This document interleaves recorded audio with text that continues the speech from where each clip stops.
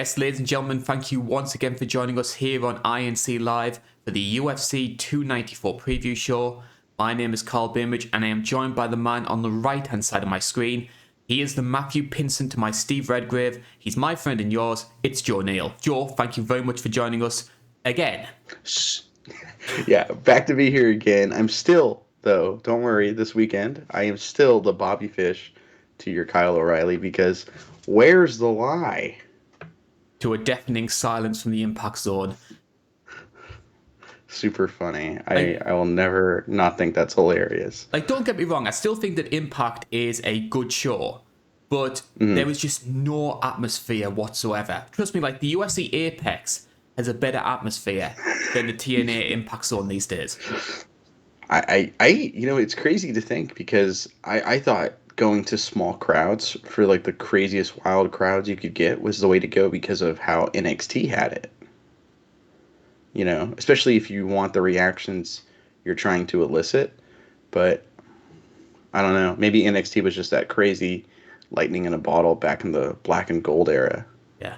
So what you're suggesting is that the Impact Zone get a TNA Rally Towel guy. I'm suggesting they just get Adam Cole. Maybe that was it. That's my guy. That's my guy too. He's my current favorite wrestler. Of the current wrestlers, he's my favorite ever. Yeah. It's almost as if we've rehearsed all of these lines before. Which we Yeah. kind of did, didn't we, Joe? So would you like to tell us what happened when we tried recording this beforehand? So we shot this for 2 hours. We had our laughs, we had our times, including a fabled recording that I think I'm gonna make live on in infamy, of me and Karl laughing for 15 minutes straight over over a joke I made, and then Karl's mic wasn't on. A 2-hour, 10-minute recording, and none of it was usable because you could hear what Joe was saying, but it would cut to me and there would be nothing, so it was just me talking. And I thought, yeah, well, maybe I could try dumbing it in, but it ended up being Tommy Wiseau, hi, babe. Hey, the doggy, all the little. Oh man, I almost made that suggestion too, and yeah, I don't know. I think it would have been really funny, especially if we just didn't tell anybody. just play it straight. Let's see what happens. Maybe I could But use all of the vocal mixing and I sound I don't know, Abby Grant or something like that. we can make that a Patreon bonus video. We can do.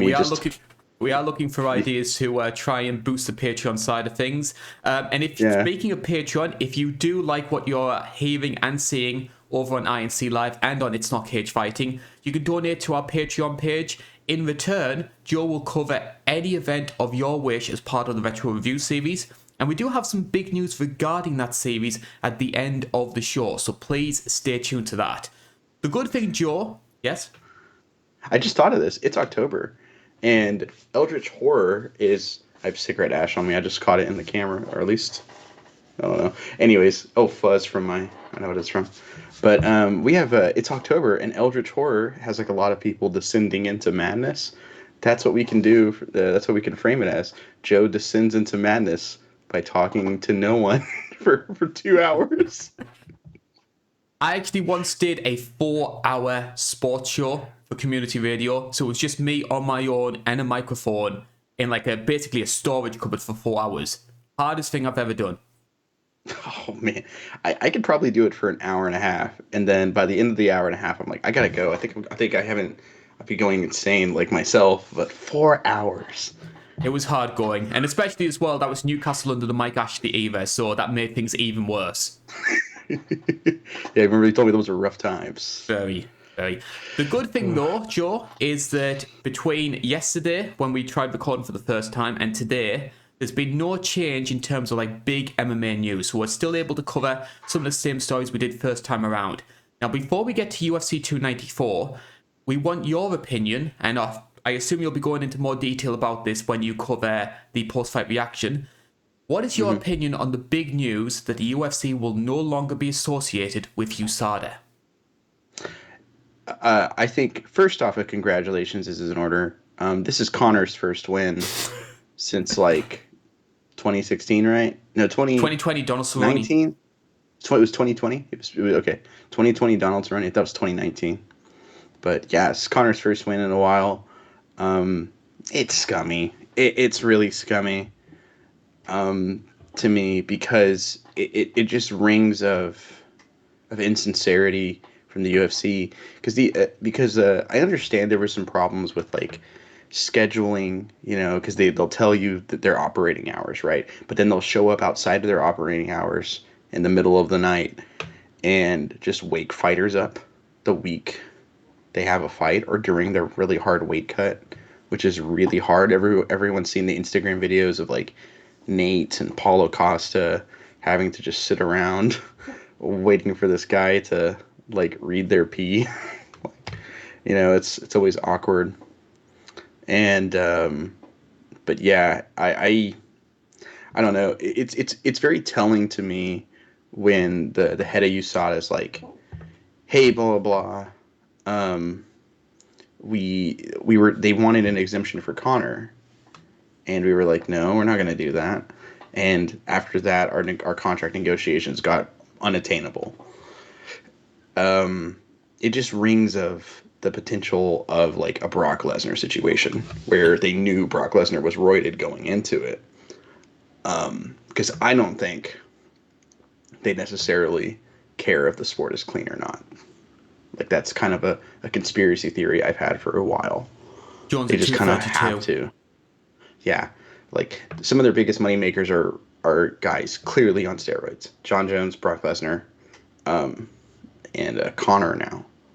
So it's like it's very damaging, I think, to the integrity of the UFC. Yeah, I'm in a similar boat to you. Like, I agree with a lot of people that USADA isn't a perfect company. And I have spoken about some of my issues with USADA before. But I have three big issues with this. Firstly, optically, I don't think it looks very good for the UFC. I think that even though we are big fans of the sport, obviously we do a show which covers the sport in big detail, but there's a lot of people that are still put off by the optics. They see two big muscular-bound men beating each other up in a cage. It's not a good look. And I think that if they see the UFC almost sort of bypassing an anti-drug authority, it's going to sort of embolden their negative opinion of the sport. Two, there were a lot of rumours. I think they have actually announced that they're going to be doing drug-free sport, and I think they work with like the NBA, NASCAR, that sort of thing. So that sort of alleviates things a bit. But there was a rumour they were going to do things in-house, and I think that would have been really dangerous because that opens up the potential for so much favoritism. Because you could easily say, let's say, I don't know, like Conor versus Chandler. You make Michael Chandler jump through every single loophole, every single ring to try and get past their drug testing, and Conor's able to ride and do whatever he wants. But also as well, a big reason for the UFC making this move is for Conor McGregor. And you're going to be getting, what, 2 or 3 fights out of him? It seems very short term. Like, can you see Conor continuing if he gets steamrolled by Chandler in the first round, which is a realistic possibility? No. So you've made this massive move. I think we got one fight from him. But one fight. Yeah. It's I haven't thought about it since yesterday, since we talked about it the first time, and it's still just like, oh man, like it's such a cluster F, it's a poop show, you know? It got even worse as well because the new czar, the new guy that they're getting in drug testing, he trains at ATT. So a lot of people are already saying, hang on a minute, is he going to let all the ATT boys do whatever they want and everyone else has to deal with much stricter boundaries? Vitor Belfort just joined American Top Team. I think Overeem's over there as well. That would make sense to me. But he looks like, once he got off the horse meat diet, he looks like he did in Pride, honestly. Like, have you seen pictures of him recently? He looks really skinny these days. I hope he's healthy. That's what I hope for. Yeah. Because I go, like, it looks like, I don't know if anyone's the big Batman fan like I am, but there's the character Bane who takes a substance called Venom. It's like a super steroid. and he just balloons up. It's like someone turned off the hose, so to speak. For it's like, What? dude, What you mean, like in the George Clooney Batman? yeah. Who was that underneath? My brain always says it's Kevin Nash. Wasn't it It another was wrestler? no, it wasn't. It was Jeep Swinson. He fought in WCW. Oh, He was part it's of the kind of funny. alliance to end Hulkamania, Uncensored '96. I remember that from OSW. OSW, a fantastic show if anyone hasn't seen it. I think he of won our friends. 2015's Roy Magoo of the Year. It looks like it's gonna be. Oh, what's his name? I like him too. Um, he's. I know you're on the steroids. I know you're on the juice. Oh, Sanjay Dutt. Sanjay Dutt. Yeah, it looks like. I love Dutt. I think Dutt's brilliant. Yeah, he's a manager in AEW and he's hilarious. Yeah. No, Yeah. I think that's all of our sort of like pro wrestling. We'll probably come back to pro wrestling several times during this show because we always do a big geeks. But Yeah. people are here to listen to us talk about UFC 294. Now, there's often a trend that the UFC, they almost sort of take a hit. So like at the early start of the year, sort of midway and sort of like the weeks and months before International Fight Week. But there's always the promise that the back end of the year, Abu Dhabi, Madison Square Garden, and the December Vegas card always make up for it. Based on what you're seeing so far, some of the rumours regarding those two final events of the year, and what you see in front of us for this card, do you think the UFC are living up to it? I always associate the back half of the year as top heavy. Sometimes you get some really good quality fights in there, some really good quality matchmaking, but I think the matchmaking's gotten a little worse as years have progressed. And I think another thing too is that if it's the top heavy route, then I mean, like we can look at this card for example, but I think the only card in recent memory that's like been stellar from top to bottom on the main card with really intriguing fights was Masvidal Diaz in Madison Square Garden a couple years back. That's a really That, underrated card. I think people remember what happened in the main event, and they think it wasn't really all that great. But I mean, that had like Kevin Lee versus Gregor Gillespie, one of the best knockouts of all time. Derek Lewis did the impossible and got an exciting fight out of Blagoy Ivanov. your Wonderboy boy, versus yeah. Luke Kay. No, that fight's a classic. Like no one talks about how great that fight is. And then you had I don't think it's that bad. I think it's like it's definitely the okay we can slow down and catch our breath kind of fight. There's always that one fight on the card. I feel like that you kind as bad as it sounds, you kind of need in terms of pro wrestling again. You can't have 5-star every match be a 5-star. You kind of need that match that's like okay, like this is your take a breather. Randy Orton do 80 rest holds really quick. Martin Bashir do 50 rest holds. And that's not his name. OSW ruined him. But yeah, it's what's it called? Like it was Kelvin Gastelum and Darren Till. That's That a was good fight cool, though. Yeah, I like that fight. Yeah. And the main event's fantastic. It just has a bad finish for people. So Because sometimes one of the issues you have is if you have too many bangers in a row, you exhaust people. Like, I'm actually doing a video, sort of like, which has a link to this topic. Shane Burgos versus Billy Quarantillo is a very, very good fight. But that crowd is dead because he had Gaethje versus Chandler beforehand. yeah, it's. I know it was a fight that I didn't realize how good it was until I watched it again down the line. Yeah. Because I was like, oh, it's a good fight, yeah. But I didn't realize how good it was until later. I have to be honest though, going back to 294, and this is very much my own personal opinion. I think that there's going to be a lot of people that disagree, and you're completely entitled to it. I don't really like Abu Dhabi cards. I don't think, like, I know the UFC always go to the same places every year, so there's always going to be like the Utah card, Madison Square Garden, they'll do the London show in March. Abu Dhabi's never really been one of my favourites. I don't think the crowds are all that good. And a lot of the fighters that normally appear on these cards, they have fighting styles that don't really sort of cater to my taste as a fan. And I have to be honest, I'm not as excited about this one as I would be for, say, 295 or 296. Do you have any sort of opinions on that? Where do you stand on like the stereotypical Abu Dhabi card? When I think Abu Dhabi cards, I think of two things. I think I'm going to see a lot of wrestling, and I'm okay with that. Like, in my mind, there is a huge difference between a Jake Shields or in Sean Fitch, which, I forgot you reminded me that they fought in WSOF, and I did some research. Classic. Yeah, they fought in WSOF, and I think it was, if I remember correctly, in 2021, around August, it was a big moment. They finally woke up that crowd. That crowd had fallen asleep that long.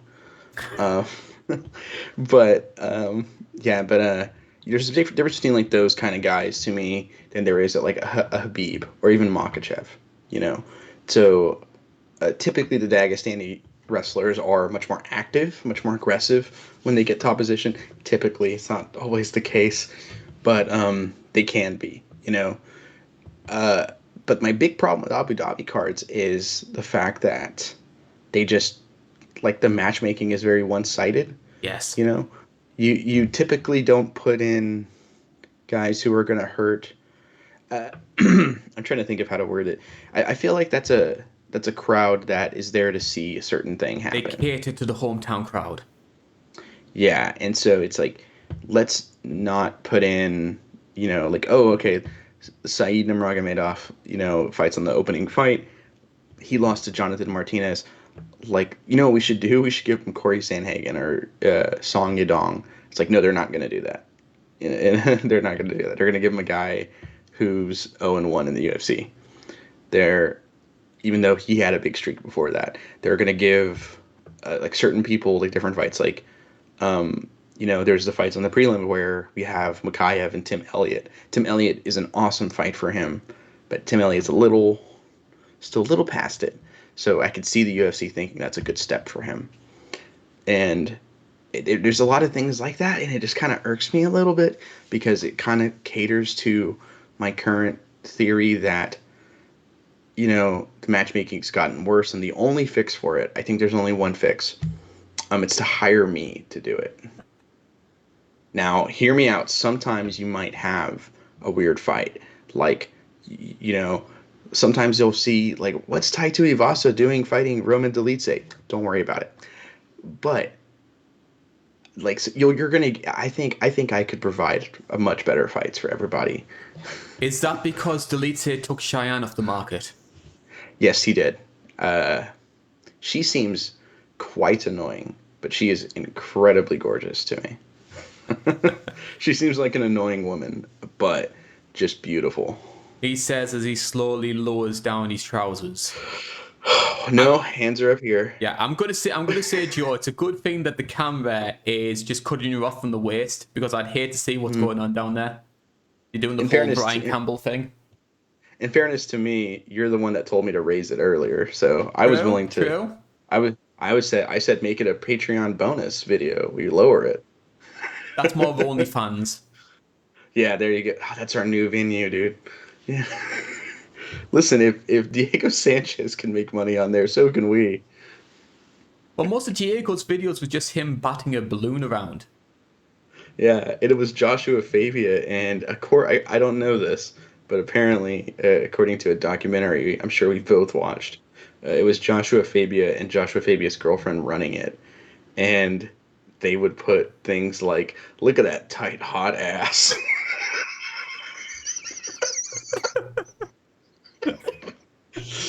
very very blue oyster of them. OSW has corrupted us. Oh yeah, we used to be good Christian boys. Now look at this, Good thing you did mention Tim Elliott versus Muhammad Makhachev, though, because that's a good tangent for us to talk about the prelims. You can see those on our screen right now. And we are going to talk about that fight in a little bit more detail, because that is going to be our prelim headliner. And I find Muhammad Makhachev quite a fascinating sort of conundrum for the UFC, because Here we have a guy who is unbeaten. He came into the UFC with a ton of fanfare, both for what he was doing on the amateur scene, but also for how he was dominating people pre-UFC. He's, as mentioned before, unbeaten. There's a possibility of him, if he continues at the rate he's going, of being the youngest ever champion in UFC history. He's on course to do so. And he's backed by two of the biggest fan bases in the sport, the British and the Dagestani. Yet the guy is so boring, the company don't dare risk putting him in on a pay-per-view main card. He is the exception to the rule. Remember when I said it's not always the case. Sometimes you have fighters who are boring wrestlers. He is the exception to that rule for the people of the, let's say, the Caucasus Mountains. I think is what they're all from. Most of them from. It's like isn't that the region? The Caucasus, Am I yes. crazy?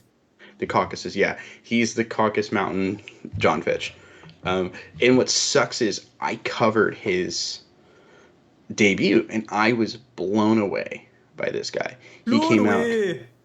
Oh, he came out. He threw a beautiful switch kick, and then a slick takedown into a guillotine choke. I thought it was a leg lock for the longest time, but I guess I remembered incorrectly.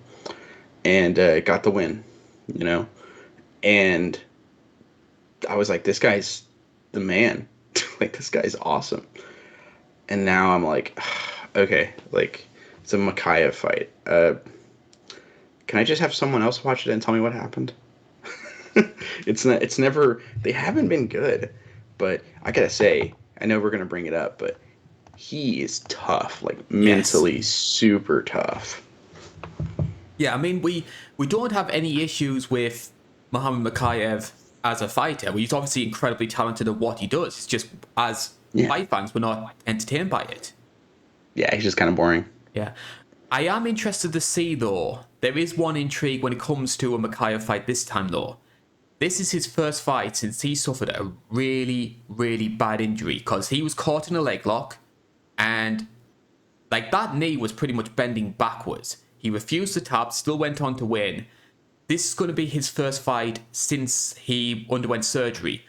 And from having done my knee in before, and obviously watching a lot of sport, I know that if you do your ACL, some fighters, some sports people are never the same afterwards. So, and bearing in mind that this guy's 21, 22 years old, to potentially have that kind of ailment, I mean, that could long-term really impact his career. So I am interested to see if it does play a part in this fight. I don't expect it to. He is the biggest favourite on the card, and I think Tim Elliott, while as entertaining as he is, while as tricky and wild as he can be, is past his prime. I don't think he's going to pose as much of a challenge as he would have done, say, 7 or 8 years ago. Yeah, I think Tim Elliott. I'm actually going to pick Tim Elliott to at least, maybe not win, but really make him work for it, because he's just scrappy. He's got all that experience, and he's kind of in my boys' stable. I like Tim Elliott. He's fun. He's a fun non-finisher to me. But I think Makhachev is, like, I'd be really curious to see how that explosiveness is still going to be there. Yeah. I think the guy who's going to cause him a lot of problems is Royval. I think Brandon Royval is the younger evolution of Tim Elliott. Yeah. Brandon Royval's awesome, and he's fighting for a title soon. He is. So, I mean, I think you could do Makhachev, Kai Kara France. Oh, man, Manel Cape. Oh, Manel Cape. That's the fight. Yeah, Brandon Moreno was who I said yesterday, but Manel Cape is a sweet one. That's awesome. So looking further down this card, is there anybody else in terms of like name value who stands out to you? Any fighters who you're looking forward to seeing? There was one on here, and my brand Nathaniel Wood. I'm a Nathaniel Wood guy. I like Nathaniel, and I think moving to featherweight has done him the world of good. He was cutting far too much to get down to bantamweight. He's a big guy. I was surprised when I heard how big he was. And I like Nathaniel Wood. I think in interviews, he comes off as like the nicest, coolest dude, and very well spoken. very good ambassador for the sport. So I'm rooting for him. I'm rooting for him to, show up and do some wild things at featherweight. Hopefully. Well, I certainly hope so. And he passed the Feely test. Like, usually, if you Hmm. want to try and gauge how good someone can be, you put him against Andre Yeah, Feely. yeah. It's a great fight for him too. I mean, because like Andre Fili is, yeah, he's older and he still has gauges. It's awkward. And it kind of throws you off. It's kind of a mental warfare. It's like he's in his 30s. He still has gauges. It's not 2008 anymore. What's going on? That was a big style in America. I don't know if it was if it ever got popular over in the UK, Oh, we were but still getting wearing those shell like suits. yeah, the getting the gauges was a big thing. I know people I have people that I work with. Whenever I see them for like any time I go to the office or anything like that, I'll see them and they look all professional and stuff like that, but they can like take their earlobe down and show how big it is. It's like, ew, stop it, gross. Yeah, I can't really So comment. I weird. prefer fluffy jumpers. Yeah, I prefer what's it called, the bell bottom jeans myself. Get good old Stevie Nicks fashion, you know. Nothing wrong with that. Stevie Nicks. Like Stevie Nicks may be one of my favorite female musicians. Like her She's and the Kate goat. Bush. Oh yeah, Kate Bush is fantastic. I think Stevie Nicks is the goat. I think she's just I listened to so much Fleetwood Mac. Being from the South, it makes sense, but I love Fleetwood Mac. They're so good. Yeah. Just on this final point though, before we move on to the main card itself, one of the things I have noticed in regards to the prelims, and this might just sort of play my whole sort of issues with the Abu Dhabi card, there's a real sleazy side to a lot of the fighters appearing on this. Like if you look at some of the names there, like Cedricus Dumas, he's going to be competing, and there's the history with domestic violence, and apparently he said some couple of things with some journalists which didn't go down well. But also the guy who's opening the card, it's a guy called Shara Magomedov. Now, in terms of fighting style, this guy is very entertaining to watch. A lot of spinning kicks, primarily a striker, very much in the sort of Zabit sort of mold. But there's a lot of stories that go around behind the scenes regarding this guy. So there's a video that went viral whereby there was a couple who were kissing in front of him, and he ran over and started beating them up because he disapproved of that. And also he took part in a jiu-jitsu tournament, lost the match, I think it was by a leg lock, and then started attacking his opponent after the match. So the UFC not choosing the most composed people in the world to fly their flag. I don't like it. You know. Then again, look at Dana White. So I mean, uh, he and I will never forget what in the immortal words of John Jones. He who is without sin should throw the first rock, and I shall smoketh it. Yeah, John Jones with his history of domestic violence, hit and run charges, multiple failed drug Cocaine. tests, cocaine. Did an entire video about it. Yeah, I remember you going, how do I narrow this down to 10? And it is so funny. That is one of the funniest lines I've ever woken up to from you. And it was so funny to me. I'm like, I don't know either. It's too many controversies. So we'll move on to the main card, and you sort of touched on it earlier on in the show. For fight number one, we're going to be starting in the bantamweight division. It is Saeed Nurmagomedov who's going to be taking on Tajikistan's finest, which is Muin Gafurov. Betting odds for this one is Saeed as a minus 205 favourite. You can get Gafurov at plus 175. And I'm going to start this by posing quite a general question, and I just want your opinion on. Is Saeed on this card because of his last name? Absolutely. He's good too, which sucks, but he has that last name is just like it's like the Jones or Smith, you know? Like just because you have that last name doesn't mean you're necessarily related. Me and Jeff Neal aren't related, but or are we? I mean, it would But pose a lot of questions if you and Jeff Neal were related. it wouldn't pose very much to me, admittingly. I I think I if me and Jeff Neal were related, I'd be kind of tickled by that. But at the I mean, I felt bad for Saeed though, because it's like, oh, you have the last name of the most famous fighter from the Caucasus Mountain area, from Dagestan, and the guy who put you on the map for fight fans, and it's like, you're not related to him. You don't even fight really like them, Yeah. necessarily. Like, I will stress, Saeed isn't related by blood to the Nurmagomedovs. I don't think he trains with the Smash Factory either, like the whole Abdul training camp. He's more sort of in the mold of Zabit in terms of the way that he fights. Very long, very rangy. Almost sort of seems to avoid boxing in any kind of capacity. It's either long distance kicks from the outside, a lot of spins, or he's trying to clinch you up to take you down. So there's no sort of middle ground in there. I will say though, that last name though, the burden that must come with carrying that last name, even if you were related or not, it's like, he's sort of like the Bruce Hart of the Nurmagomedovs. Yeah. It's better than what was the heart that was like, it should be all about me. It's better than me and him. Was I it forgot the Smith? name of that heart. No, it was what's the heart that OSW always makes fun of? It's Bruce. It is Bruce? Oh Yeah. man, that's the word. Being the Bruce Hart is never a fun thing. I mean, you don't have Keith Hart's mustache either.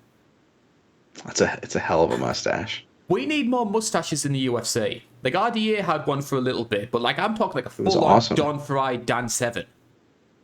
Don Fry had the greatest mustache of all time. Yeah, Don Fry. Don Fry's mustache made Tom Selleck look like Ali Abdelaziz. The most bald man I've ever seen in my life. Yeah. So, what's your opinion on Saeed as a fighter? Like, we'll have got a guy here who's 17-3. He was on a good winning streak before Jonathan Martinez, who I believe fought on the card yesterday, Card last night. took away his winning streak.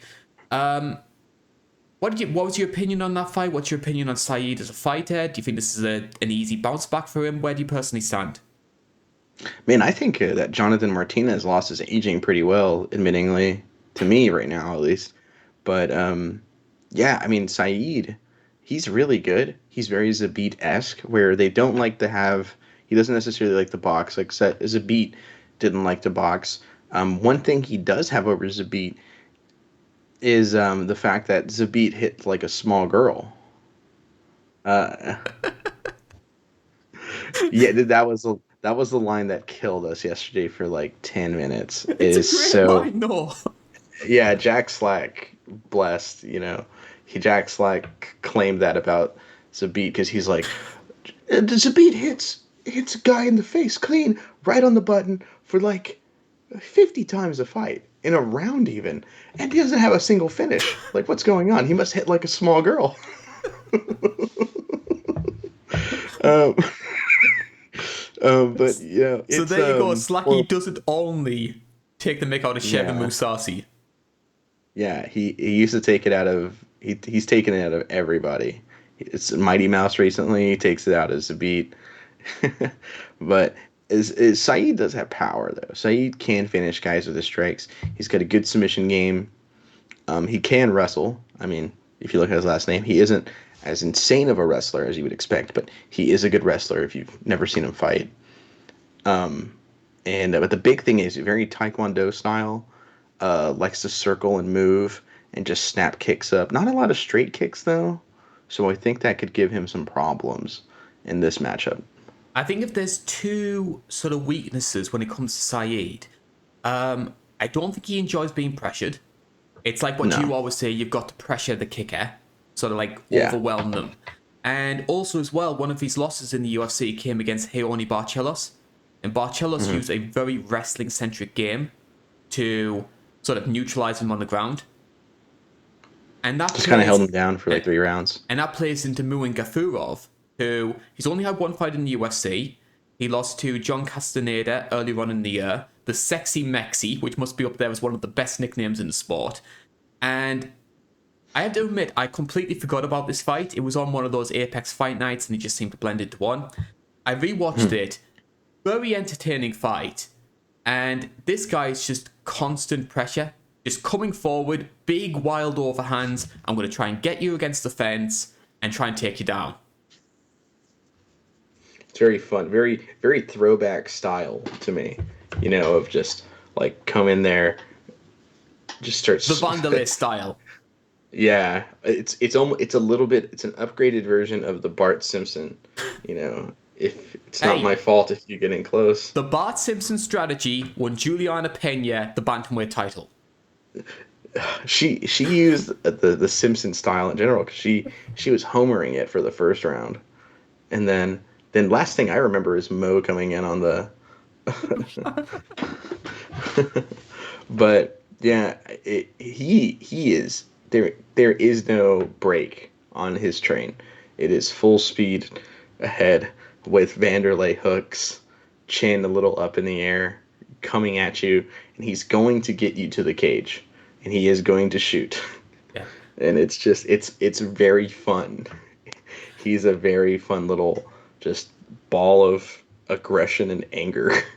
It's a good bring sort of bring up Vanderlei in regards to Gafurov as well, because I was looking through his record, and one of the guys that he has fought, he was actually a one championship alumni. He actually had a run there, including a loss to mini Vanderlei Silva, John Lineker. Yeah, Mini Vanderlei Silva is John Lineker and Jessica Andrade to me. Those two are very, very much like Vanderlei. John Lineker's a little tighter and goes to the body more, but yeah, that's he lost. It was a unanimous decision, wasn't it? It was, yes. Actually, Yeah. an interesting stat about both of these guys, neither of them have been stopped. So Yeah. either one of those O's is going to go, or it's going to be like an inevitable decision. Because I know there was like a big thing about Chito Vera and Pedro Munoz. One of these chins is going to break, and that never happened. I mean, I told everyone that fight's definitely going to a decision. Yeah, I'd be real hard to press to see. I think I said that Cheeto could finish him, but I wasn't really buying it. But yeah, that's what I think of Cheeto Vera now. Ever since you called him blunt force trauma. I hear that term, and I just think of Dada's promo against Kimbo. The greatest fight in Bellator history. That's the worst fight of all time, honestly. Because I mean, I hate saying it, man. It like that fight's dark when you really think about the aftermath of it. It's like God, it's the worst fight ever. But whenever I think of blunt force trauma, I always think of the thing everybody knows: L.A. Night. Yeah. Yeah. I love that. I saw a picture of I don't watch SmackDown or Raw, but I saw a thumbnail on YouTube of his sunglasses reflecting Roman. And I'm like, oh, that is hype. And I watched that segment because of that thumbnail. That is sick. Good camera angle, Kevin Dunn. I did see somebody talked about LA Knight, and they sort of compared him. He is to The Rock what Oasis are to the Beatles. That's a very good one. Then who's the Blur? Yeah, because the Blur and Oasis apparently used to get in fights backstage, and now they're friends.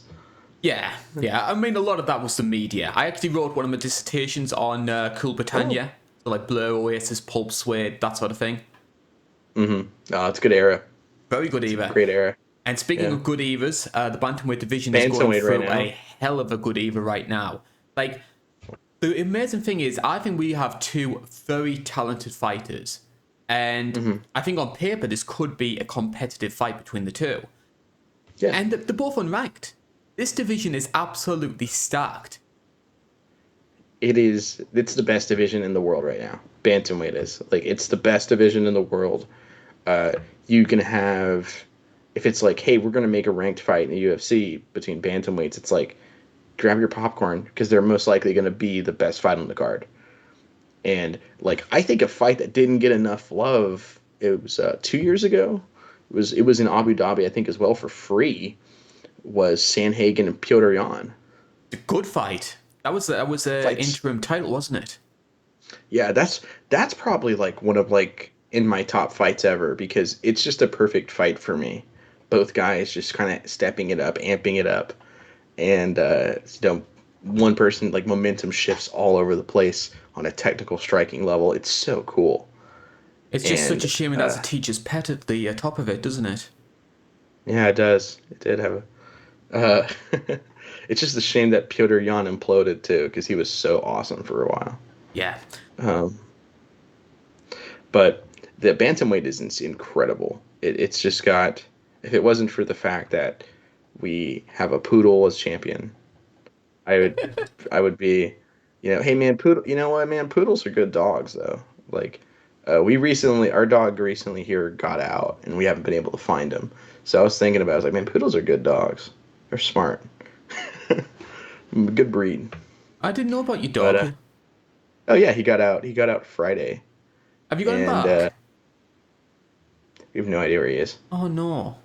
Yeah, little puppy. He's my best friend's dog, and little dude. And we let him out in the backyard to kind of run out some energy, and we ran an errand, came back, and we were like, we'll get him in a little bit, because sometimes, he'll get excited and he'll use the bathroom like 5 or 6, 8 times out there, because we bring him inside, he's just gonna ask to get back out, and like after like 30 minutes, so we were like, oh, just let him out there, and we realized we hadn't heard him bark or whine at the door yet, and so we were like, what's going on? And we like went looking, so we ran around the neighborhood at like 1 in the morning all day, like, or all night, it felt like, and no luck. Then I came back here, watched a movie, and then did the first thing. And it was like, it's one of those things that sucks, but it's right. Yeah, it's just how it is. Well, It's how life I is. hope you get him We back think though, Joe. I hope you get him back. we think he's a cute little dude, and it's like a cultural thing. I mean, I hate saying it, like it's like a cultural thing, and like in urban parts of Oklahoma, especially Mexican predominated areas, to like see a dog, you want it, like if it's a stray, snatch it. And we think that's probably what happened. As bad as that sounds. I'm not trying to say anything. I myself am Mexican. I'm just aware of this cultural thing. It's a weird, not so good thing about the world, I guess. This But podcast has it taken a is what it really is. dark turn. I know. Let's talk about OSW again. Yeah. Sorry, So I apologize for the vaping. I legitimately lost track of where we were, and I was like, oh, that's right, we're shooting a podcast. as long as you stress that it's vaping, because the video Yes. would get It's demonetized if they think it's something else. Yeah, it's not this. I haven't done that since. Well, I'm not on trial here, am I? I'm No. kidding. I haven't done it in a long time. Yeah, I try to put it off to the side if I do, because I have nicotine addiction. So on paper, striker versus grappler, we've bigged up the potential that this could be an interesting fight. Do you see it playing out as competitive as it seems on paper? This has the second highest chance, I think, of being fight of the night, at least in terms of the main card only. Um, I think this fight's gonna be pretty good, admittingly. Not a ton of stakes there, and it's definitely, it feels like an accidental matchmaking. They probably were like, oh, Saeed Nurmagomedov, throw me against this guy who's 0-1 in the UFC, not knowing they might have created a little bit of a hurdle for Rodriguez a guy versus there. Rosas. Yeah, actually, it's a good one. That fight's awesome too. So it's definitely an interesting. It could be kind of like that fight actually, but you know, I think I think Saeed wins, and I think he makes everyone who looks at his last name happy, regardless. I'm going to pick Saeed to win this one as well. There's a couple of issues I do have with Kafurov. I think that sort of wild hook-based style, it does leave him open to a counter. And I think Saeed's counter-striking has got a lot better, so I can see him catching him coming in. But also as well, Gafurov in the Castaneda fight did tire quite badly by the end. So I think that if he tries going with that forward pressure, isn't able to get Saeed down and control him, I could see Saeed just sort of piecing him apart, maybe hurting him, having him on the ground. I don't think Saeed's going to finish him, but I'm going to say it's sort of like a 30-27. I could see him getting a neck. I could see Saeed getting a neck, but I think it's safe to say 30-27 for the record. So fight number 2 now, and we are moving up to the middleweight division, and one of 3 fights which had a short notice replacement have to step in It's Ikram Aliskerov who's going to be taking on the Brazilian Wally Alves. And Aliskerov, the second biggest favourite on the entire card, a minus 425 favourite. You can get Alves in at plus 325. Now, it has been a bit of an awkward sort of start to his UFC career for Ikram Aliskerov. So he made his debut at UFC 288 against Phil Hawes, won that one by first round knockout, and he was almost immediately linked to a couple of big matches. So he was originally supposed to fight Costa on the Salt Lake City card. That, of course, fell through. No surprise when it comes to Paulo Costa these days. Then for this card, he was supposed to be linked with Nasruddin Imavov. So makes sense regarding location. Imavov sort of like on the fringes of the top 10. So it sort of made sense ranking-wise. That fight unfortunately falls through. Alves steps in on short notice. I will say though, as disappointing as it is for Aliskerov to see these big matches falling through, it's a sign of how highly the UFC rate him that he's being considered for them in the first place. I think it's a good sign. I think this guy has a lot of promise. Yes. Honestly, like this guy shouldn't be like the Imavov fight makes sense. I think Roman Dolidze was a fight we'd also tossed around. Man, could you imagine him fighting? What's his face? Is it Brendan Allen right now? Who's like kind of rising up? Brendan Allen's on a hell of a good run of form. Yeah, Brendan Allen, one of the few guys who have the unlucky statistic of being finished by Sean Strickland. But I will say though, he's still good. Yeah, one of my favourite bits of trivia with Brendan Allen, and I was always wondering this myself, he is the only fighter to wear every variant of the UFC fight kit.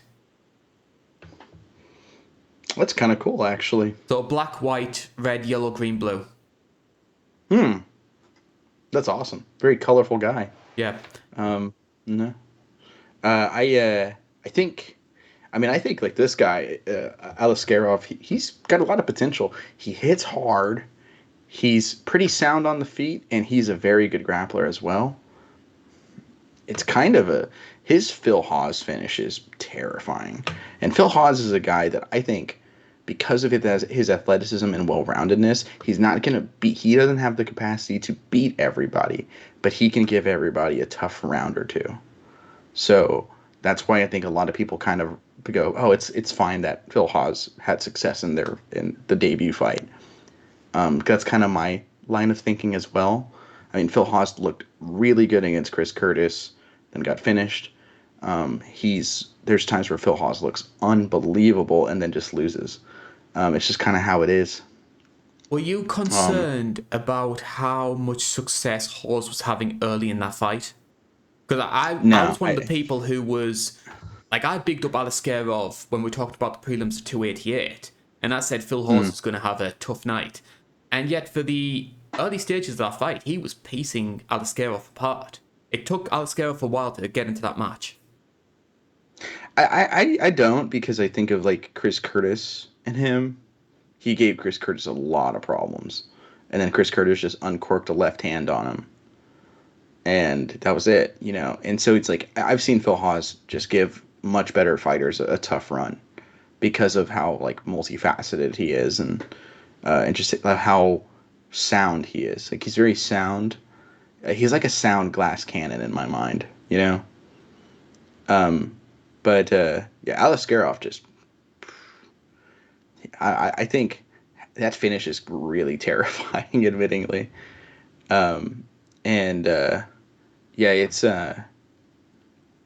It's definitely gonna be this fight. This fight's kind of I feel kind of bad for him because I'm not nothing against Alves personally or anything like that, but I wish he had a bigger fight here, admittingly, but.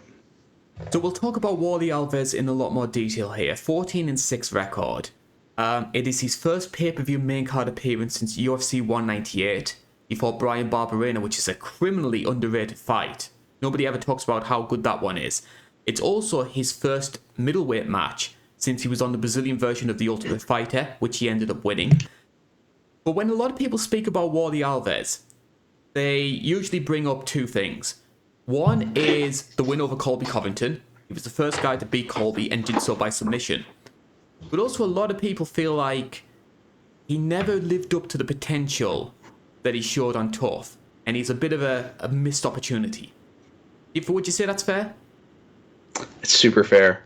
Because I remember hearing about this guy on Tough, and everybody was talking about he's the next coming like super guy. Because he likes his body shots. He isn't just a headhunter, which I feel like that's a very big Brazilian thing. I think a lot of guys like these Brazilian powerhouses typically are end up being headhunters. He's not a headhunter. He attacks the body. He'll attack the legs, and he treats every part of your body equal, and he has a nasty guillotine choke, and it's strong. He was huge at welterweight, so it was like it was very interesting hearing about this guy, and then when that bubble burst, something changed, and he just didn't have it anymore. And what do you think that is? Do you think that's just the jump in competition was too high? Was he complacent? Has his body held up physically? Because I think that's one of the things I have noticed from going back and watching Wally Alves's fights is that Wally Alves is only, 31, 32 years old? But he's almost got that Shogun thing where basically, like, in terms of age, in terms of a number, he's still comparatively young, but he just feels washed. He feels shot. He's so shot. I don't know what it is. I think it's the weight cut. I wonder if like this move to middleweight's better for him in the long term. That's kind of something I think about. Because I mean, he was so big at welterweight that I wonder if that weight cut just jacked him up. Because I think honestly, if Till never went to middleweight, I think you'd probably be saying something similar about Till. Yeah. But Darren Till is another guy I just feel like he's still a guy who's 29, 30 years old, and he feels washed as well. Yeah, he seems super washed for some reason. And it must be those hard weight cuts, man. Weight cutting's rough, man. Rough aspect of the sport. Especially if you're a big guy, it's very weird, because Till used to always brag that he's a light heavyweight fighting at welterweight, and it's like, oh, that wasn't healthy for you long term. I think that hurt you long term. Am I right in saying Alves shoot box? I think so. That could play a part as well. They have very heavy sparbers. Yeah, there's all the legends you hear, all the stories of how hard their sparring sessions are. I mean, so is Oliveira, and he got pulled out of this fight. So, I mean, then again, though, we said Oliveira was shot for a while, and now look at how he's regarded now. So, but at the same time, it's like it's a little different with Alves. I think it's a different kind of shot. So we're almost sort of writing his eulogy here, Wally Alves, which I think is very unfair for a guy who could very easily kick both of our asses at the same time. If Alves is going to win this fight, what do you think is the best way to do it? What would you say are his biggest strengths? He's really strong, and I think he could, if his gas tank's upward, he could really sap a lot of the energy out of Alaskarov. Well, and if Alaskarov does something dumb and leaves his neck out there, it's getting snatched, and Varley Alves is winning. If he gets a guillotine, they're really tight. Ask Colby Covington. That guillotine is terrifying and very tight, and he carries power. Like, he does hit very hard. I'm really curious how the strength's going to be here, because Alves was super huge at welterweight, and I almost think he'll kind of even out a little bit at middleweight, where he'll be able to keep up with everybody in terms of strength to strength. He won't just be outclassed because he's moving up in weight. I think he'll actually have a good chance of just, being just as strong as everybody else in a sense here. But we are talking about a guy that stuffed Hamzat's takedowns. That is the level of strength that Wally Alves is having to deal with. That is a interesting fight, honestly. Between those two. When those two fought, it was super interesting. And he stopped him and acted like it was nothing. He did get beat and finished, right? But, like, still, it's insane. Yeah. And another big thing when it comes to Alaskarov as well is we always speak, like, glowingly about his grappling. It's physical grappling as well. Like, if you look at a lot of the finishes that he's going for, so it's 5 KOs, 5 submissions. 3 of those submissions are Kimuras, so it's very like torque and power based, and I love seeing a good Kimura as well. You very seldom see that in this day and age. It's a hard submission to get because to set it up, it's a strength to strength submission. So like it's one of those things where you have to be strong enough to grab a guy by his wrist and plant it, put it in position for you to then make it the unfair 2 arms against 1 kind of submission it is. But it's a very hard. Like how many times do we see someone go for a Kimura where they'll grab the wrist lock and they can't get it into place, because the other guy's just like just as strong as him. And the fact that he has so many Kimuras is impressive. Like it was Krzysztof Sosinski had tons of Kimuras, and all I could think of is that guy is so strong. Then that guy is super strong. So with Alaskarov getting all his Kimuras, he's got to be really strong too. Like, I remember it was Whaley versus Limosh. Like, Limosh's only moment in that fight was when she got that Kimura in the first round. And I was like, oh my God, oh my God. Yeah, I thought she had it because she was so strong. I was like, oh, this chick's strong enough to get it. And you brought it up. You brought up her torque submissions. Mm-hmm. Yeah, a lot of torque, a lot of just... I mean, if that would have happened, if I would have called that, I would have shown up in a scepter and cape and crown on this. Well, Halloween is coming up, Joe. You'll probably be doing like a post-fight recap in full-on fancy dress. It turns out I might be Waluigi from the Nintendo series. I'm not Waluigi. I'm Wario. I'm gonna be Wario. My best friend is Waluigi because he's tall. He's a taller guy. He's 6'1".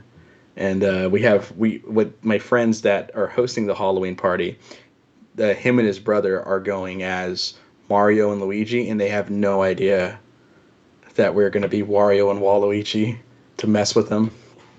I'm going as Zach Morris. That way I'm just wearing the same stuff. Hell yeah. I used to go as a nudist on strike. I used to have a sign that said I'm on strike. And they go, what are you? A nudist on strike? Just so I could wear whatever. And back in the day, try and talk to girls, and that's what I used to do. That was my whole shtick for like years. So are you picking Alaskarov to win this one? Yeah, I think he finishes Alves, admittingly. We were really harsh on Alves here, and we have to stress that it's just merely professional. We have nothing against him and all this. We're not trying to write his eulogy as bad as when you said that. I went, oh, now I feel a little bad. Yeah. Admittingly, you can't do that in sport like this either. Like, how many times have we seen upsets? Yeah, the most wrong I have ever been for a fight is I said Ben Askren by however he wants against Masvidal. I said he's going to beat him by decision, most likely, just torture him for 3 rounds. And not only did I pick the guy wrong, I picked the decision mostly, was the most likely outcome. And it was the other guy winning by the fastest knockout in in UFC history. And I went, oh, that is the most wrong I could possibly be, I think. I picked Charles Jourdain to lose to Kron Gracie. I think that's one of the most embarrassing ones. That was recent, too. And I was like, okay.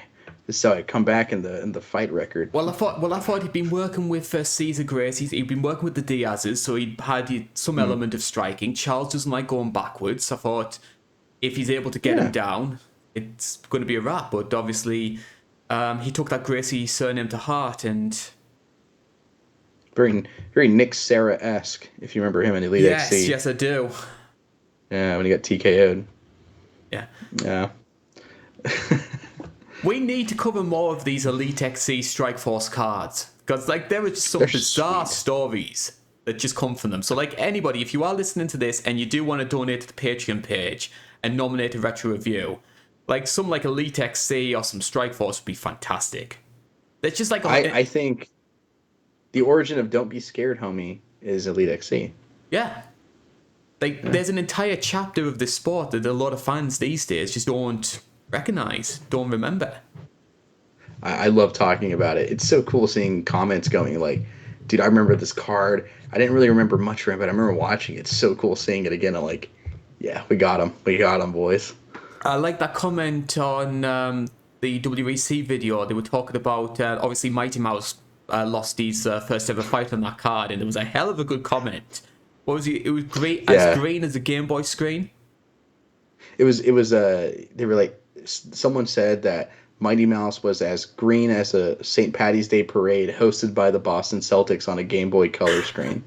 And I went, wow, that is the greenest thing I've ever heard of. That makes Omos and Heidenreich look like vets, to how green that is. With a bit of Nathan Wow. Jones in there as well. Yeah, Jolly Green Giants coming in. You know? Nathan Jones was in Fury Road when I rewatched a little bit of that movie. Nathan Jones was in it. I have to be honest, when I saw those pre-hype promos, I thought Nathan Jones was going to be an absolute star. That's fair. That's very fair. I just remember him because I was like, what? Why is Taker his friend? I remember thinking that as a kid, and I was right. You know. Mind you, this is a guy that used to hang around Taker with Viscera and Midian. Moving on. You got me so good there. I don't have a response. You got me too good there. Yeah. So, fight number 3, we are moving up to the light heavyweight division, and a rarity when it comes to this card, a fight that actually stayed together. It's Magomed Ankalaev, who is taking on Johnny Walker.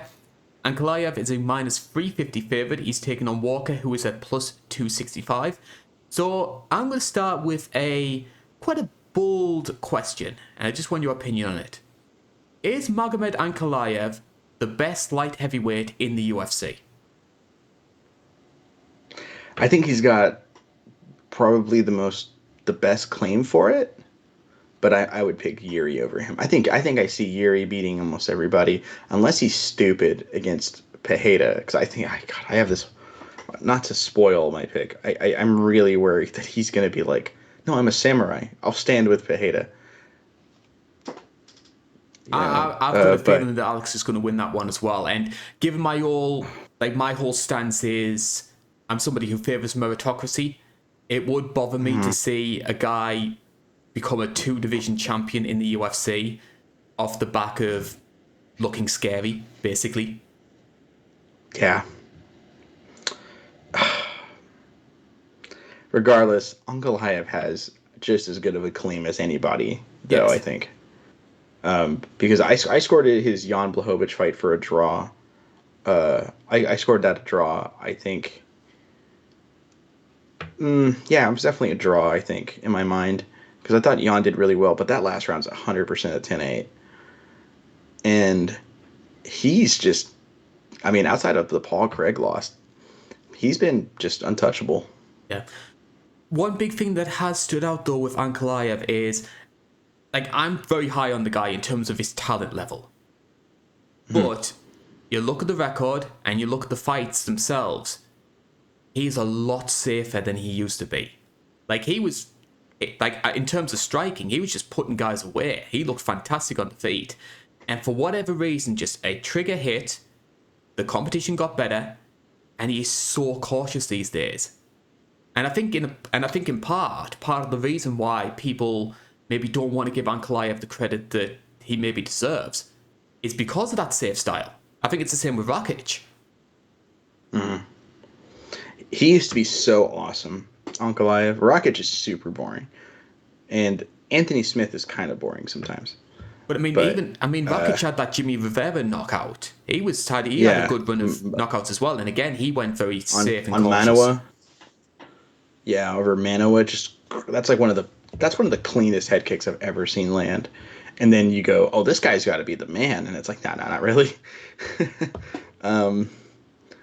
Ankalaev used to be awesome. His in Kutalaba runs and then he has a lot of head kick wins, tons of power. He can catch you and just blast you.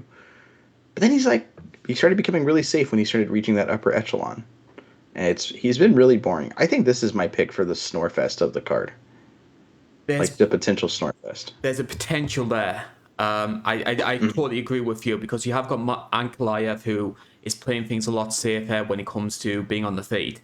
And Johnny Walker, another guy who just exploded on the scene when he came into the UFC. I mean, a lot of people were saying fast track him to a John Jones fight. He might be the guy to dethrone John Jones, which I never bought into, but there was a lot of fans online that did. The big thing with Johnny Walker that's changed with him, though, is he made that move to join John Kavanagh at SBG, and there was a lot of people that raised eyebrows. They thought, like, yeah, John Kavanagh had a lot of success with Conor McGregor, but that was sort of seen as sort of like a diamond in the rough. The other SBG guys never really lived up to that stardom. So a lot of people were thinking, really? You're going there? But 3-fight winning streak. He beat Anthony Smith in comparatively straightforward fashion. Is this move was one of to the weirdest SBG round threes worked? ever. It kind of has. Like, so he's been there for 5 fights. His first 2 fights there, he was beat. But, like, I think it was Thiago Santos And then Jamal Hill, which just has that, like, it's a horrifying knockout, but people memed it, and I feel kind of bad how it makes me laugh. It shouldn't. It's horrible, but it makes me laugh a little bit. But it's a loss which is aged well as well, bearing in mind what Jamal Hill's become. Yeah, absolutely. And he was really gun shy in that Thiago Santos fight. He was incredibly gun shy. And I think, I mean, he's gotten kind of boring outside of the Paul Craig finish, which was more so Paul Craig just getting caught. And I think, I think he's been kind of, I think he's not been still that entertaining, but he's winning, and that's huge. And he's working, and if he wins here, he's basically guaranteed him to be in that title mix, like right around the corner from a title shot, if not getting it, against the winner of the upcoming 205 title fight. I have to be honest, I've been very much in the minority when it comes to like Johnny Walker and Kavanagh, because I actually like a lot of the ideas that John Kavanagh has put forward. Like, the big thing that stood out for Johnny Walker before moving there was that he was very chinny. Like, you catch him on that chin, he's going to go down. So I like what Kavanagh was trying to do, where here we've got this long guy who's massive for the weight class, he has chin issues, let's try and turn him into an outside striker. And I actually think, bearing in mind some of those weaknesses, it's a good idea. But it's kind of like, it's not what got Johnny Walker to the dance. It's like buying a Ferrari and using it as an off-road car. Yeah, that analogy is perfect, because that's exactly what it feels like. It just feels kind of wrong, weird way to me. It feels like sacrilege. Although I will say, I was doing some research, and Ferrari actually did enter a few World Rally events in the 70s. Wow. Did they do well? No. No. Fair. In fairness, I would root against them, because I love the movie Ford versus Ferrari. Oh, it's a fantastic film. I've always been a Big Ferrari Christian man. Bale fan. I've always been a Ferrari man, though. I have to be honest, I follow Formula One, and a lot of it stemmed from the fact that when I started watching, I didn't like Jacques Villeneuve. So Michael Schumacher was the big rival in that season. So I always rooted for Michael just because I didn't like Villeneuve with his pink hair and his silly glasses. I'm a Ford guy, funny enough, because my dad worked for Ford. Like, that's who is basically who his boss was a Ford Motor Company, because he sold commercial vehicles for him. So I've always been a Ford guy, because my dad's been working for him since I was like a little kid. But so that movie's like, us going at it, essentially, is what we're implying. Yeah, I've always wondered this, because I know it's like a more of a UK thing, but did he sell Ford Transits over in America? Yeah. Yeah. Yeah, I believe That's so. the best British invention, in my opinion, the Ford Transit. Yeah, I believe so. I think. I'm not looking this up in the middle of a fight podcast. Hold on. Let's try and focus on the fights, though, because... Yeah. Sorry, Snorfest fight. I'm just kidding. Usually, This- if you want a sort of a clue of our sort of entertainment level, how entertaining we expect the fight to be, is how much we don't talk about it. You got a point. I mean, it's incredibly accurate. So if this The fight last preview show was mostly us just talking, and we went, "Oh yeah, I guess Adesanya wins." Anyways, so about wrestling, yeah. So if this fight is to defy the odds, and it's going to be a 5-star classic, how's it going to happen? I think Ankalaev catches that chin, or even more fun, Johnny Walker catches that chin, and it becomes a slugfest. And like, if Ankalaev, realistically speaking, if Johnny Walker catches that Ankalaev chin, Ankalaev's shooting, Yeah. going in for a shot and going to wrestle. If Ankalaev catches the chin of Johnny Walker, he's probably putting him out and finishing him. It's just kind of how their stylings are and just their overall game levels are. I don't think Johnny Walker, once he's caught, has good instincts. I think that's one reason why he's considered chinny, is because when he gets hit, he doesn't know what to do.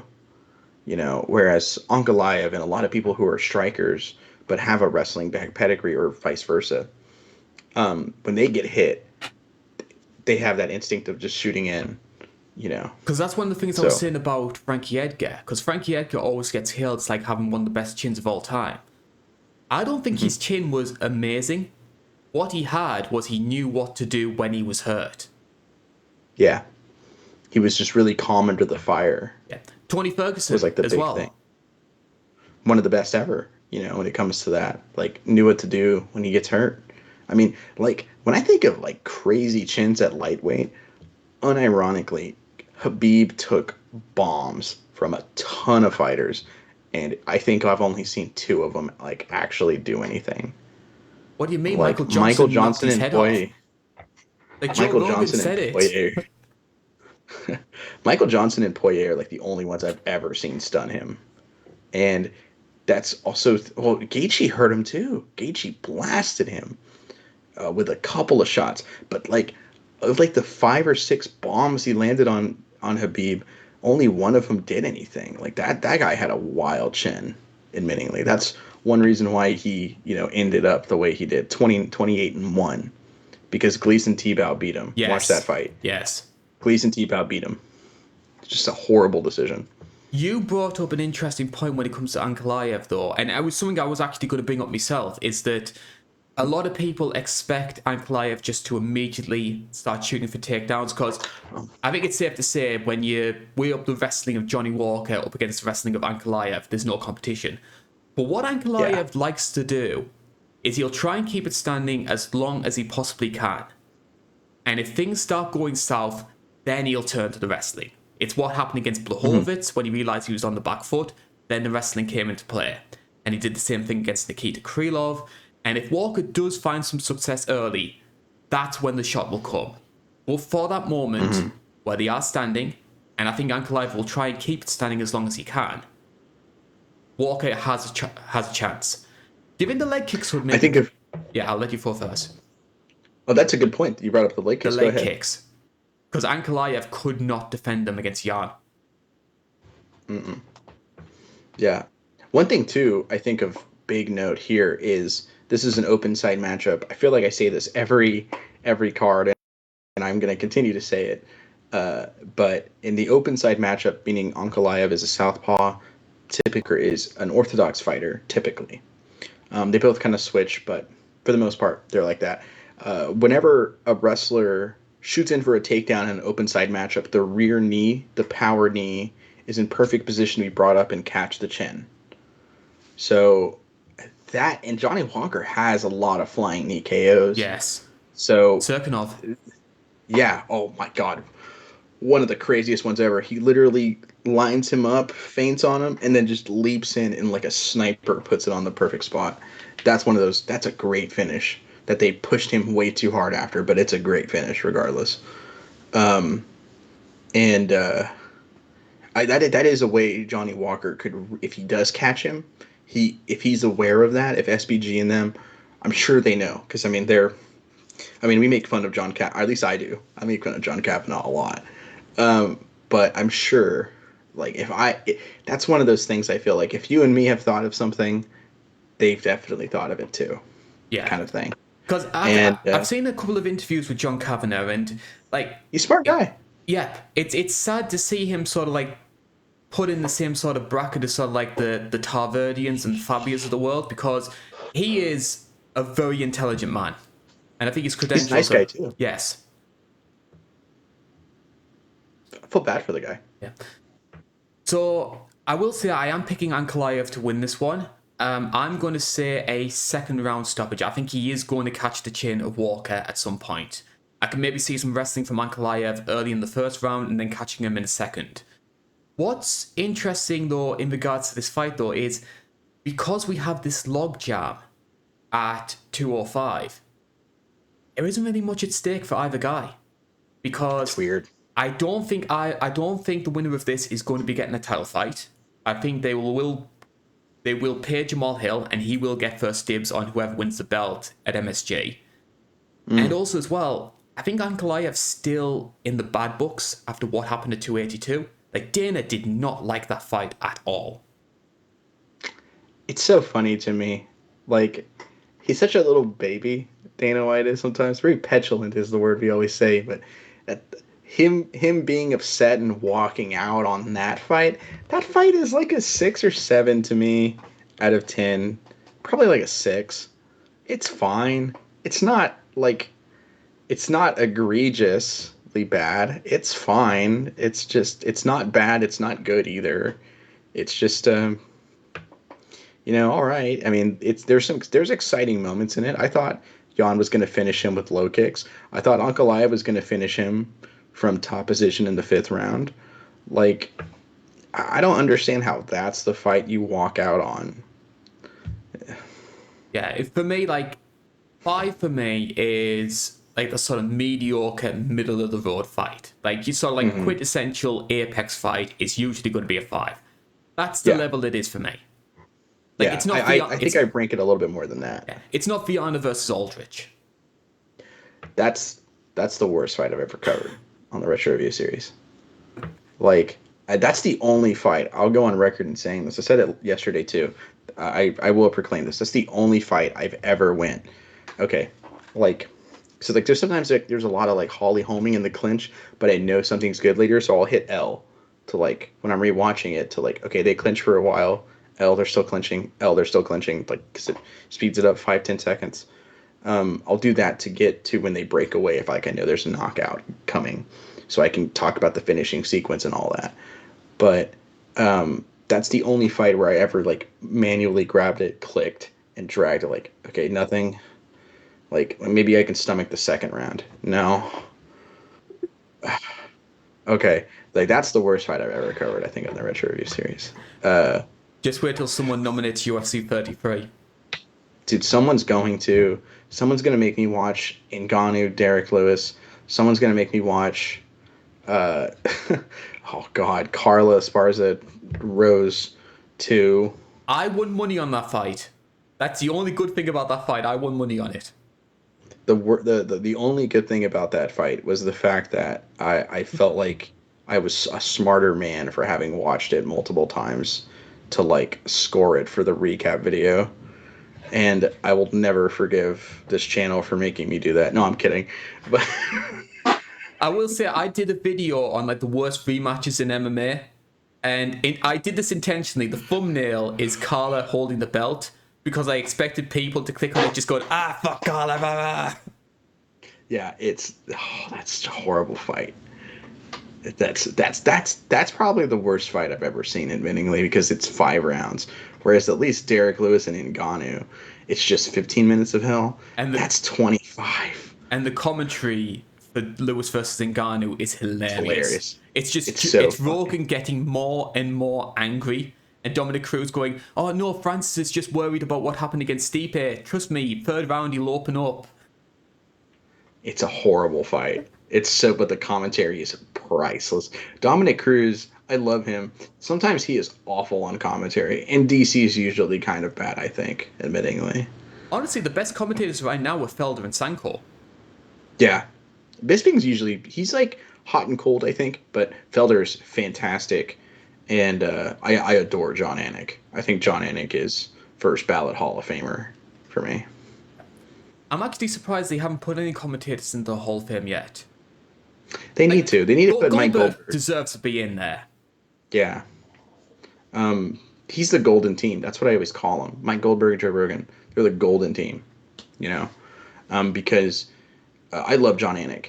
But can I just have like sound bites of Mike Goldberg going, "Here we go," and then it is all over. Like I want those sound bites for fights because like where Mike Goldberg struggled was in the moment to moment action, you know, but for the openings and finishes and big moments, I want that voice. There is some I hate the Thug Rose, Thug Rose. It's I liked it awful. when it first happened, but DC sort of milked it a bit too much. Awful. Awful. Yeah. Speaking of awful, we move on to our core main event. Well, awful if you're a Kamaru Usman fan. I don't think this is going to end very well for him at all. So, middleweight division, it is Kamaru Usman who is going to be taking on Khamzat Chimaev. Now, this was one of the high-profile short notice replacements which were booked for this card. So, original plan was for Khamzat to be making his middleweight debut up against Paulo Costa. A lot of hype surrounding this fight. Both guys with a lot of forward pressure. Both guys who like to talk a big match on social media. However, Costa picks up a staph infection. They need a short notice replacement, and it's Kamaru Usman, the former welterweight champion, who is stepping in to take his place. Now, before we talk about the fight itself, I want to start off by posing this question. Now, for the purpose of this, I'm not talking about anything that happens in cage. So this is nothing to do with the actual fight performances themselves. This is purely social media, pre- and post-fight interviews, all that sort of jazz. Are you bored with Khamzat? When it comes to everything outside of the cage, yeah, yeah, yeah, I am. Um, he's just a douche. There's no other word for it, really.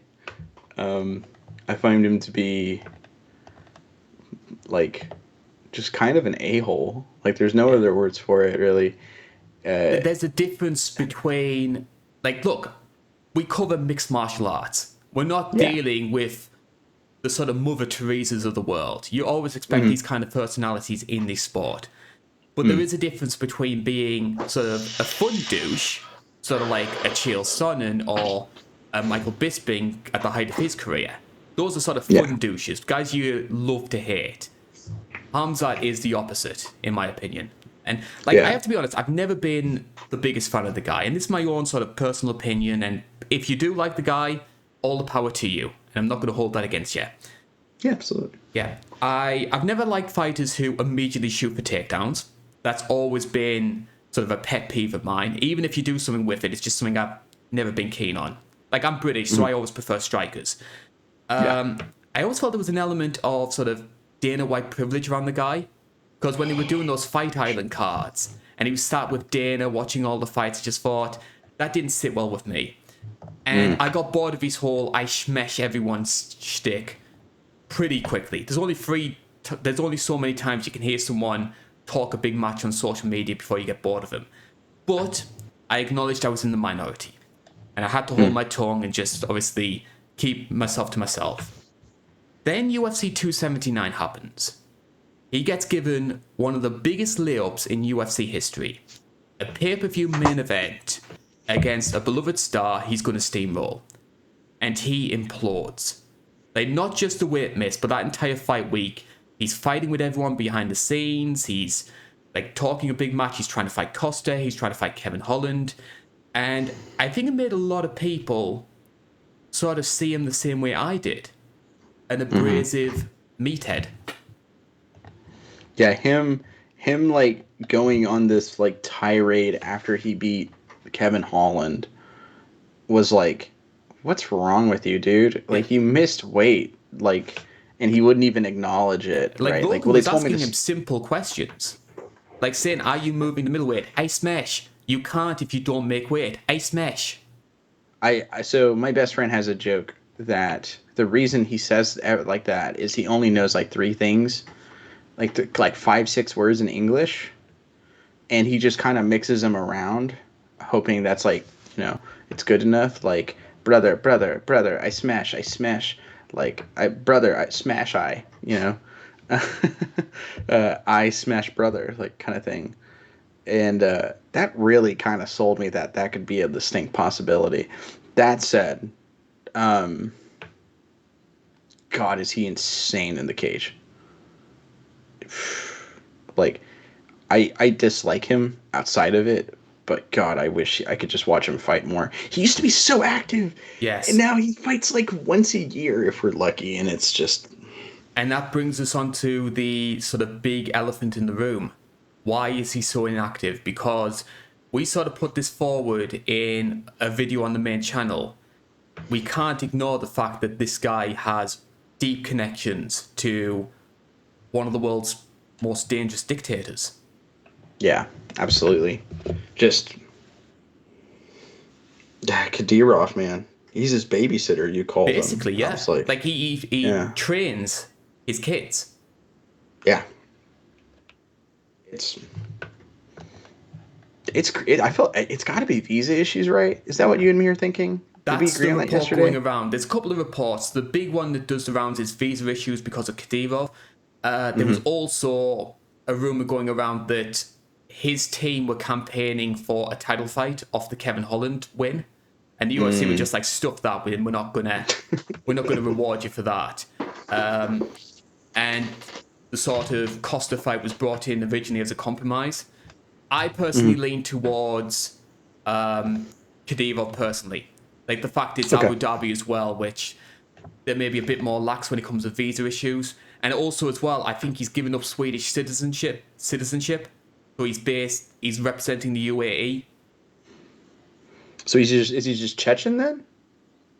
He was obviously born in Chechnya, but he Yeah. relocated to Sweden, so he was training with All Stars. So Yeah. he was with Gus's team. And I think now he's given up Swedish citizenship. So now he represents the UAE. It's kind of like with Oh man. Brock, how Brock sort of represented, in inverted commas, Canada. Yeah, which is kind of funny. For always people forget about that, you know. I mean, Bret Hart-esque, Mike Goldberg says as he walks out. Brock. It's sort of like Brock representing Canada. Can you remember when Jim Duggan turned heel and became a Canadian sympathizer? Oh,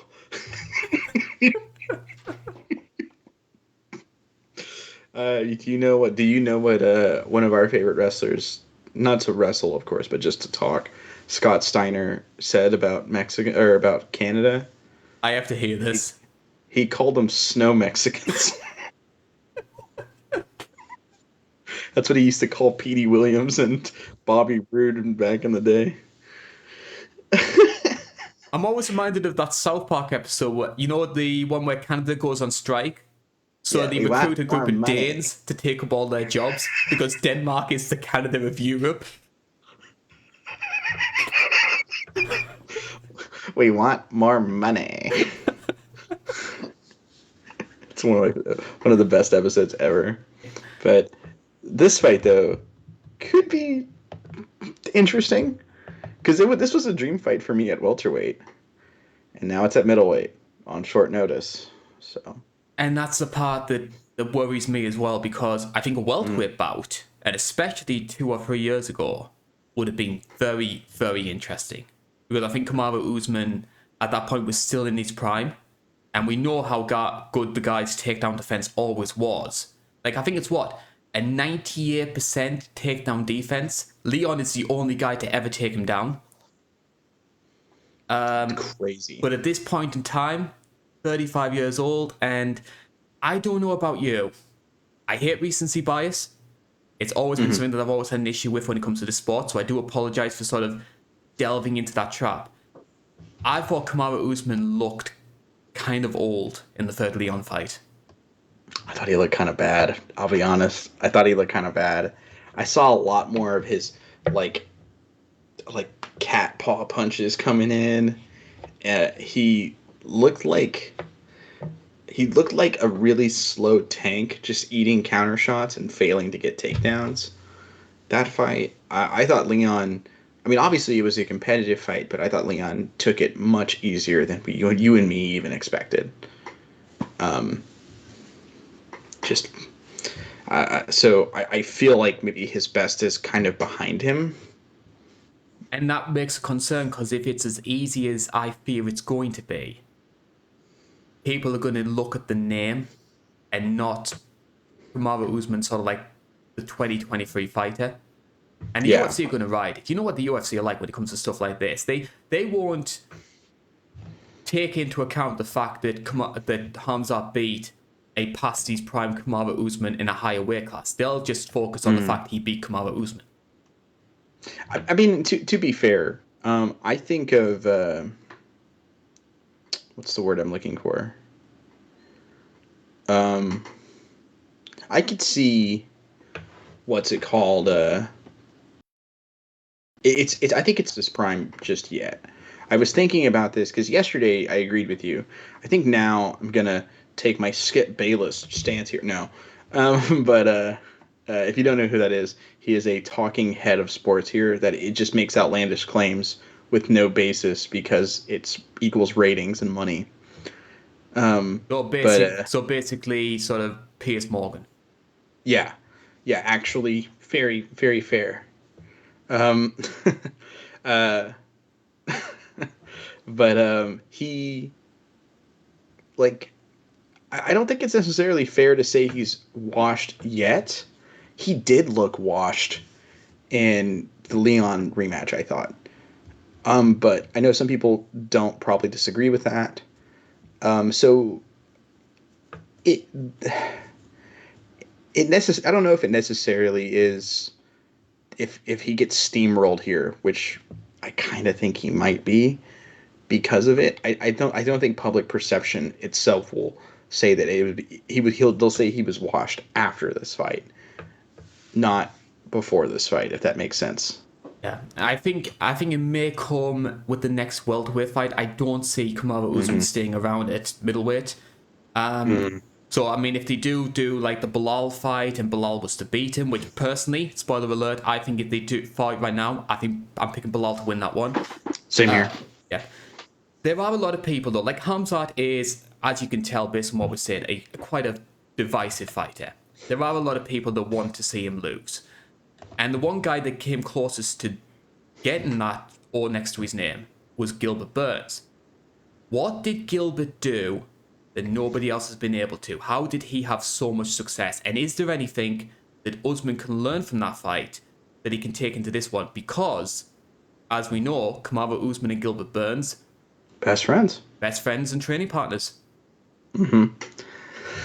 I think so. I rewatched that fight, which it was such a pleasure watching that fight again. I only watched the second round. That's the best one. It would have been our favorite round ever if he soccer kicked him. Could you imagine if that landed? It would have ended both of their careers. Because I don't think Hamzat would have been the fighter anymore. It would have ended his career, basically. He would not have been the same. And when they find his head, it's Gilbert like Burns would be main eventing PFL. And when they find Hamzat's head, it's like a It would have main malfunctioning eventing robot. Bellator. It's like a malfunctioning robot going, "Hey smash, hey smash, hey smash, hey smash." Yeah, it would have been like a Star Wars prequel, you know, like getting C-3PO's head back on. I'm just picturing I like mean, this Gilbert Hamzat Burns would have been C-3PO fighting. hybrid now. I have that in my head. Is what's making me laugh. What with like the massive beard? Yeah, like it's like just painted on is like how I have it in my head. I have a friend who's an artist. If I can get that drawn on, Dana White as like Dr. Frankenstein, like mass scientist, pulling the lever and like starting Smashbot 5000. Smashbot 5000. But Gilbert Burns didn't back down from the pressure. He did get backed up eventually because it's a lot of pressure to deal with. But he had a grappling base that made Hamzat scared to engage on the ground with him for extended periods of time. And Gilbert Burns stood his ground and threw hard bombs back. He cracked him. Hamzat had a pretty good chin because they both battered each other for 3 rounds, and both those dudes just went, "All right, I guess we're gonna limp away." Like it was kind of it. That fight is insane. It was last year, right? Yes, yeah. Yeah, that fight is unbelievable. That's like the second best fight of last year, I think. That fight is incredible. But what a ridiculous fight that was. I think though. See, I'm concerned about that because you mentioned before the big difference between Gilbert and Kamaru Usman is Gilbert has that grappling base, that sort of ground game to Yeah. spook people. I don't think Usman has that. Can you see Usman like throwing triangles off his back? I can't see that. I think he might No. have a better chance to keep it standing and maybe Yeah. execute some takedowns of his own. Because that was the big weakness Gilbert had. Gilbert just doesn't have the double leg to take him down. And he tried. He tried a lot of times. I think I could see Usman stuffing some takedowns and keeping the fight standing. And Usman does hit hard. I don't think his striking is necessarily great. But But still he trying to hits find very Masvidal's head hard. over in Jacksonville. True. That's very fair. They haven't found his head in a while. That is a crazy KO. But I don't think Usman's striking's all that great. He just hits like a truck. One of the hardest hitters. He just has trouble landing that shot, if that makes sense. Yeah. Like with Gilbert Burns gassed out and punched himself out in that fight. And I think it made it easy for Usman to put the power on him. So I think that this is going to be an interesting fight, and I really wish had a full camp, because without a full camp, I think we're seeing another smash. I fear that as well. I do fear that, and I think it'll be a real disrespect to how good of a fighter Kamaru Usman is. In my personal opinion, and again, I'm very much in the minority. I feel like I'm saying that a lot during this show. Like Daniel Cormier made a big deal about a wow signing to replace Costa, which ended up being Usman. Now, in terms of name value, Usman has that. But in my personal opinion, the guy they should have gone for, Bo Nickel. Bo Nickel. Yeah. Bo Nickel's the man. I would have loved to have seen that. I would have as well, because they both talk a massive fight. And then, obviously, the big sort of X factor with Hamzat is always, oh, this guy just takes people down immediately. You're not taking down Bo Nickel. No. And here's the crazy thing. People always forget this. How good of a forget getting the guy to the ground. How good of a grappler is Bo Nickel? He took Gordon Ryan to his limit before finally getting tapped. Like, they went at it, I think it's like just 20 minutes straight of them basically just rolling all over each other and going back and forth. And Bo Nickel gave everything he had, and Gordon Ryan did everything just to finally be able to like get a submission off. It was fantastic. And Bo Nickel carries a ton of power. I want that fight to happen because I want to go, who is the real unicorn? Yes. It can only be one of you. And sometimes it's probably Shavkat, but it's got to be one of you two at middleweight, right? And I know from the UFC's perspective, they want to try and have the sort of big stars like facing each other at the top. I get that. But sometimes that sort of who is the unicorn fights, you can do those early in a run. Like John Jones and Ryan Bader, they fought very early in their career. I mean, that got a lot of hype and a lot of fanfare because of that unicorn sort of question.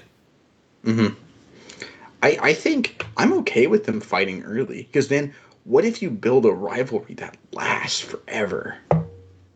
You know, you have an organic quadrilogy on your hands. What if they're both unicorns? Or you have Holloway versus Volkanovski. Which is gonna be a quadrilogy.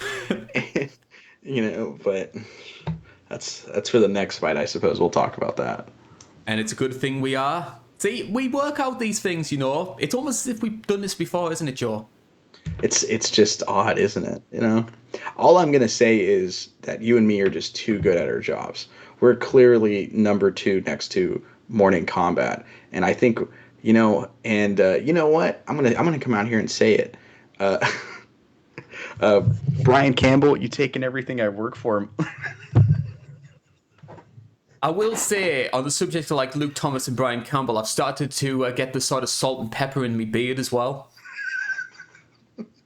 I'm actually kind of excited to get some salt in my pepper, admittingly. I think I just I'm gonna need look the good with Latina it. wife. Yeah, there you go. I've been watching a lot of Blood In and Blood Out, which is like a rite of passage movie where I'm from. If you're a Chicano or like someone of Mexican descent, you have to watch Blood In and Blood Out. And there's one of the main characters in it is a half Mexican kid like me, who he played Ken in the really bad Jean-Claude Van Damme Street Fighter movie. Blue eyes, blonde hair, and is like talks like this all the time. Don't be, and it's that's my vibe I'm going for currently. In our I don't look Mexican, but I'm very Mexican. yep, in North England, our rite of passage film is Kes. Never heard of that. If you get the chance, look it up, Kes. I think 1968, like proper, like you can't get more Yorkshire than Kes. How is it spelled? Kes. Oh, It's about a boy and his geez. kestrel. Only The- in Northern England. Huh. All right. Yeah, the rite of passage movie, if you're Mexican, is Blood In and Blood Out, and if you're, for me, because I'm half and half, the other one was Stand By Me. That's a good film. Uh, That's a really good film. Wonderful film. Yeah. We should start like a film spin-off show. Oh, I'd be down. Yeah. I'm a less feet creepy guy, Quentin Tarantino, when it comes to movies. Yeah. I love INT, watching. it's not Technicolor. There you go. Yeah. So, all of our hot dogging and grandstanding out the way, let us get to our main event of the evening. Another short notice fight, but I think it's safe to say this one we are much more enthused about. Islam Makhachev will be taking on Alexander Volkanovski for the lightweight title. Betting odds for this one, Makhachev is minus 240. Volkanovski comes in at plus 195. Although, it should be stressed he was a 3-1 underdog going into the first fight. Now let us set the scene. Originally, the plan was to do Charles Oliveira versus Islam Makhachev, another rematch, ironically enough from the previous Abu Dhabi card. However, Charles Oliveira received a cut over his eye, can't compete, and Alexander Volkanovski steps in on 11 days' notice, so it's a rematch from the fight that took place in Australia at UFC 284, Makhachev winning that one by a very close unanimous decision. So, we'll start by talking about Charles Oliveira pulling out of the fight. Weighing the two matches up, Oliveira versus Makhachev and the Volkanovski rematch, is this a better fight, a more interesting fight for you than Oliveira? I hate saying it, but yeah, I really hate saying it because I think that first fight is gold. Like, and I actually thought Volkanovski won. I mean, obviously the contentious round is round 4, which I'll just get this out of the way because I talked about it yesterday and I can kind of concisely say it instead of taking 30 minutes of our time. Round 4 is, Makhachev has the back, holding on for dear life, terrified and freaking out as Volk is throwing shots back. I scored that round for Volk. I scored the similar rounds for Moreno, and I scored it for, there was another one. Rutten versus Randleman? Rutten Randleman. Yeah, I scored it for Rutten, but then this is where I'm a hypocrite, and I'm asking to be called out here. Because we have a very avid Volkanovski fan base or not Volkanovski fan base, Valentina fan base in our out of our fans, and I'm willing to be called out here. I scored it for Talia Santos. So that call me a hypocrite. I definitely deserve it there. So I'm open to critique. I think I'm only slightly perfect. I'm not fully perfect. Yeah, I think. Man, this fight is so sick. I'm so pumped for this fight. This is like a 2-fight card for me, admittingly. And it's going to get my money out of me. So I assume it's this and Victoria Dudikova versus Jinyu Fry. Absolutely. Oh, man. Oh, absolutely. I like Jinyu Fry. Yeah. I don't know why. She sort of looks like a mini Misha Tate. That probably plays a Yeah, part. I do like Misha Tate. Yeah. So Volkanovski is stepping in on short notice for this fight, and as mentioned before, I'm in a similar boat to you. I think in terms of short notice replacements, the UFC have pulled off a belter. Although there are some issues regarding the short notice, which I'll bring up later on in the show. But there are a lot of people who feel that this title shot should have gone to Mateusz Gamrot. And the reason I say that is a few days before the fight, it was announced that Gamrot would be the backup should anything happen to Charles and Makhachev. Now, in terms of star power and in terms of competitiveness, the UFC have made the right call in going for Volkanovski over Gamrot. But there are some people who feel, rightly or wrong, that you made a big song and dance about Gamrot being the replacement, you now need a replacement, and instead have said, stuff that, we're going elsewhere. Do you feel a little bit of sympathy for Gamrot in this situation?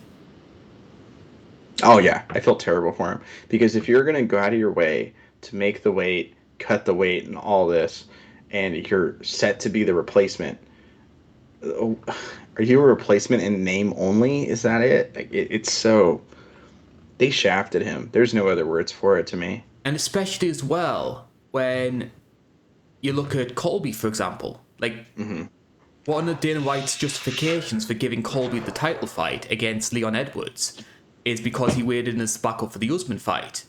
So you can't use that as a guarantee for Colby and at the same time not use it for Gamrot.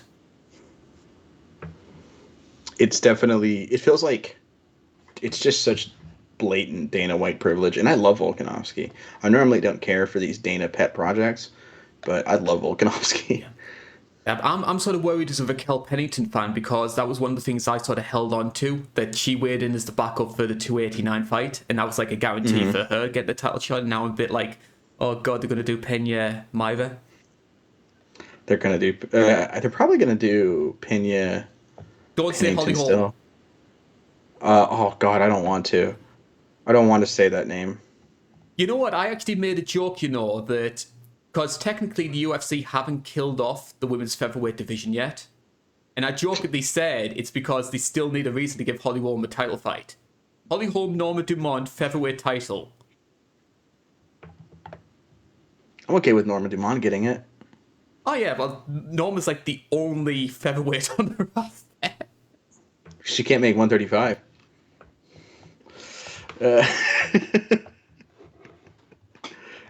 She can't make 135. She's too marketable. Yes, a good way to put it. Yeah. Good PG way to put it there, Joe. Yeah. Why is the Billy Gunn song in my head? So let's talk about the two fighters involved in this fight. Islam Makhachev, 24-1 record. I think most people know what the one is, of course. It was a loss to Adriano Martins at UFC 192. Finished very early on in that fight. But it was a wake-up call, I feel, for Makhachev and the way that he now fights. Because even though the guy is known primarily for his wrestling, he is part of the Smash Factory. He's sort of like Khabib's sort of, how should I put this? Pupil. I think that's the word to use. Khabib's pupil. And obviously he's taken on board the quality of that wrestling. But the other big thing that stands out for Makhachev is very defensively sound. He does not get hit at all. It's really hard to crack him. Whereas Habib was a little hard to crack, and then when you did crack him, it didn't seem to do much. When you can crack Makhachev, and it's going to hurt him like a normal person, but he kind of has that same defensive, It was really hard for Volkanovski, who's really good at hitting people many times, and it was really hard for him to hurt and land on Makhachev often in their first fight. I'm seeing as well a lot more respect on social media. I'm seeing a lot more respect for Makhachev. Maybe not sort of like love in the same way that they would for someone like a Tony Ferguson or a Justin Gaethje, for example. But there's a lot more respect. And I think one of the big factors which has helped is Khabib is a lot less hands-on with Makhachev than he used to be. Because I always used to make the joke that there was no such thing as a Makhachev fan. It was just Khabib fans that couldn't let go. But I think since he got the belt, Khabib isn't as prominent when it comes to press conferences, social media, that sort of thing. And without Khabib around and taking all the questions, they're turning to Makhachev. And I think Makhachev showed more personality in the Embedded series than he had done in the entirety of his UFC run. Seems like a good guy, honestly. Him and Habib seem like good guys to me.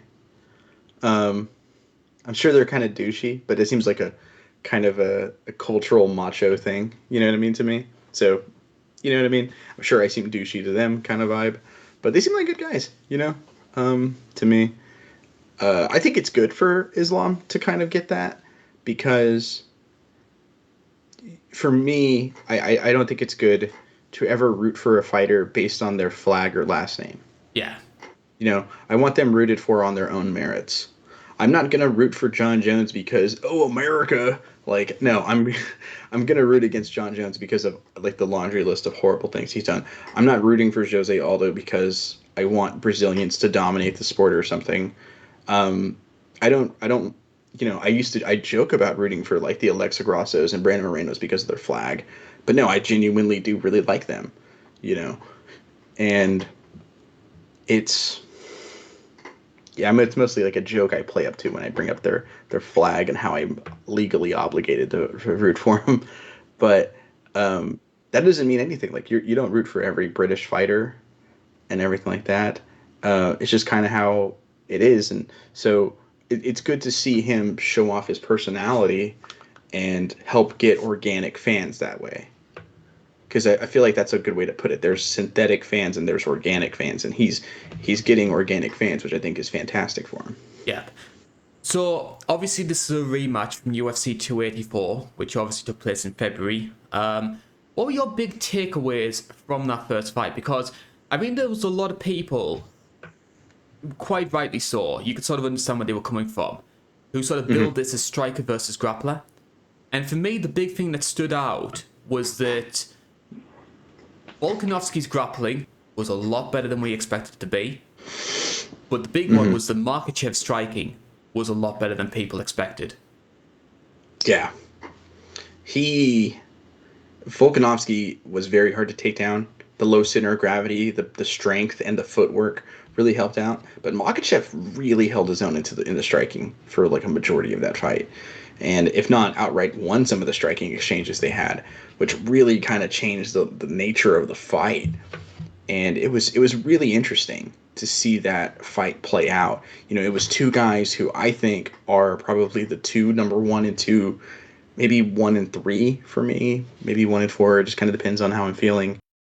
I'd go 1 and 2. I think the people who put John Jones at number 1 off the back of 1 win in 3 years against the guy who was a stylistic dream for him. Like, John Jones shouldn't be number 1. That's USC PR, that. I mean, I had what's it called? I had Robert Whittaker at number 2, but, you know. Yeah, that ended badly. No kidding. I don't want to talk about it. Why did I bring his name up? I have to talk about it now. Anyways, no, it's for me, I think it's 1 and 2. I had Aljo at 2, but, you know, he fought Sean O'Malley like an idiot, so... You know, it's Islam now at 2, I think. And so now we have to, like, but I mean, regardless, still top 3 pound for pound guys going up against each other. And, okay, like, and they both showed up. It was incredible to see.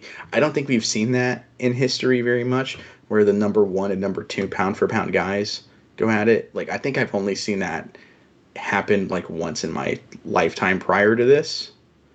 And that was probably because I still thought I thought Frankie Edgar didn't lose the Vincent Henderson fights. So, and that is my favorite fight ever, which is Aldo Edgar 1. Hendo Vanderlei? But in terms of pride, possibly pound for pound and pride. In pride for sure, but Vanderlei also had just lost to Crow Cop. So it was a little, it kind of hurt it a little bit to me at the time. Check out the Pride 33 retro review because Joe covers that fight. It's my favorite. It's my favorite. It's my favorite as well. Yeah, it's my favorite. I forgot the alliteration. I pulled out my Tito or Teed wordsmith to talk about the succulent tastes and diet of pre-horse meat, Alistair Overeem.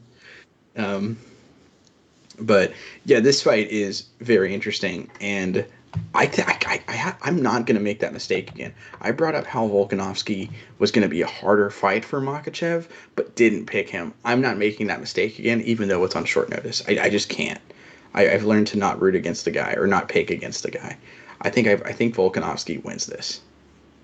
I'm personally picking Makhachev to win this one. I think that Mm-hmm. even though Volkanovski had a lot of success in that first fight, and in my opinion, well, you give that fight another 2 or 3 minutes, I think there's a good chance he It's could over. finish Makhachev, because Makhachev looked Yeah. gassed. Like the standout memory that a lot of people have from that fight is that shot of Makhachev clinging onto Volk on the ground, just sort of looking up at the camera, wondering what the hell's going on here. Like that's the image people think of. But Lost that battle, but won that war. we Volk even did. called the post fight recap that it was like Volk loses but wins because he had the moral victory. Yeah, it's insane. But that was an Alexander Volkanovski who had this fight planned for months, had a full-on bulk to lightweight to prepare exclusively for this fight. This time around, it's a guy on 11 days' notice who's fighting as a 145er, who's been spending like the past few days drinking. He even admitted that. I was drinking with my friends when I got the call for this fight. And Yeah. I think Volk could make elements of the fight competitive, but I think the size difference is going to be too much this time. So I'm going to pick Makhachev to win this one, and I think it's going to be like a 49-46. I think it'll be 48-47, probably with the third fight, Volkanovski. Or Volkanovski could finish him, I think. One thing I think a changing game plan I think Volkanovski could use is he saw from the first fight how tired he made Makhachev by creating the scrambles and creating the exchanges, that sort of thing, and it led to knockdown at the end of the fight. I think Volk could maybe put the pressure on a lot quicker to try and tire him out a little earlier. But by doing that, you're running the risk of getting too aggressive and getting countered, like we saw in the second round. He did get he did get clobbered. I got really scared he was going to get finished. I would have probably cried. That said, though, I think I just have a hard time going against the man himself. You know, it's Volkanovski. He's just there's something about him that if he wins this, I think he kind of goes into that Cejudo rankings, right? Because I look at the greatest of all time talks as like a pyramid in a sense. Like at the top is GSP, right? Like no question. And I think right below them are Aldo and Mighty Mouse is who I have. Yeah. Mighty Mouse probably second. But then I have Aldo, who, man, that run at bantamweight really solidified how he is probably a GOAT contender. Probably should have got a title shot. Like I think it's fascinating to me with Jose Aldo. Sorry to go off on another tangent. Well, that's what we do here. Yeah. It's fascinating to me that I don't think people respected and appreciated Jose Aldo in his prime when he was turning back so many featherweight contenders. The time that people started appreciating him was when he was past his prime at bantamweight. And people realize, you know, when he's 30-27, when he's scoring like a 30-27 on Pedro Munoz, just piecing him apart, you realize, yeah, this guy was really good. Upset Cheeto Vera, you know. He did. Like Cheeto had so much momentum, and Aldo just ran through him. Rob Font. I've got to do a video on Aldo's bantamweight run. Yeah, that solidifies it. I forgot. It's probably the best. Like it's very reminiscent of like the old man going, I still got some in the tank, and just showing up everybody. And there's like a lot of technical aspects to that run that are so cool to me. Like he like around that time, it was the era of the calf kick, like really starting to come into the fold. And bantamweight was like one of the first divisions to really do that. And he just said, "No, I don't like calf kicks. I'm not going to care about it." And he just developed a strategy for punishing anyone who dared to even consider a calf kick at him. And that's Pedro Munoz in a nutshell. He'll go for the calf kick, just get lit up for it. And so if for me, if the rung I have below that, I have like, in my brain I put guys like BJ Penn, who I still don't think gets enough love. Boss Rutan I have in there, and I have Henry Cejudo. I would put Volkanovski, if he pulls this off. Volkanovski instantly shoots into that rung for me. Like we would have to start talking about it. And one final factor that we need to take on board with this fight taking place. Before the fight was booked, all the rumours about that Canada card in January was that it was going to be Volkanovski versus Ilia Topuria. What happens with that fight? Mm-hmm. Because Volk's saying he's still interested in taking on that fight, but you imagine if he gets the lightweight belt or he takes too much damage, there's a lot of question marks regarding that fight. So are we looking at Max versus Topuria for an interim title? I think so. I think because in the future that I foresee is, like I said, I'm picking Volkanovski to win. Is Volkanovski wins, and then here comes someone on the phone. Email. It was an email, but the classic. The joys of live broadcasting. Oh yeah. Well, do it live. Damn it! We'll do it live. Where's the Sid Vicious at? Hey guys, can I go again? We're live, pal. I think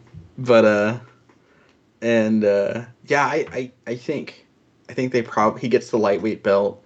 He probably has to defend that, and they do Topuria Holloway then.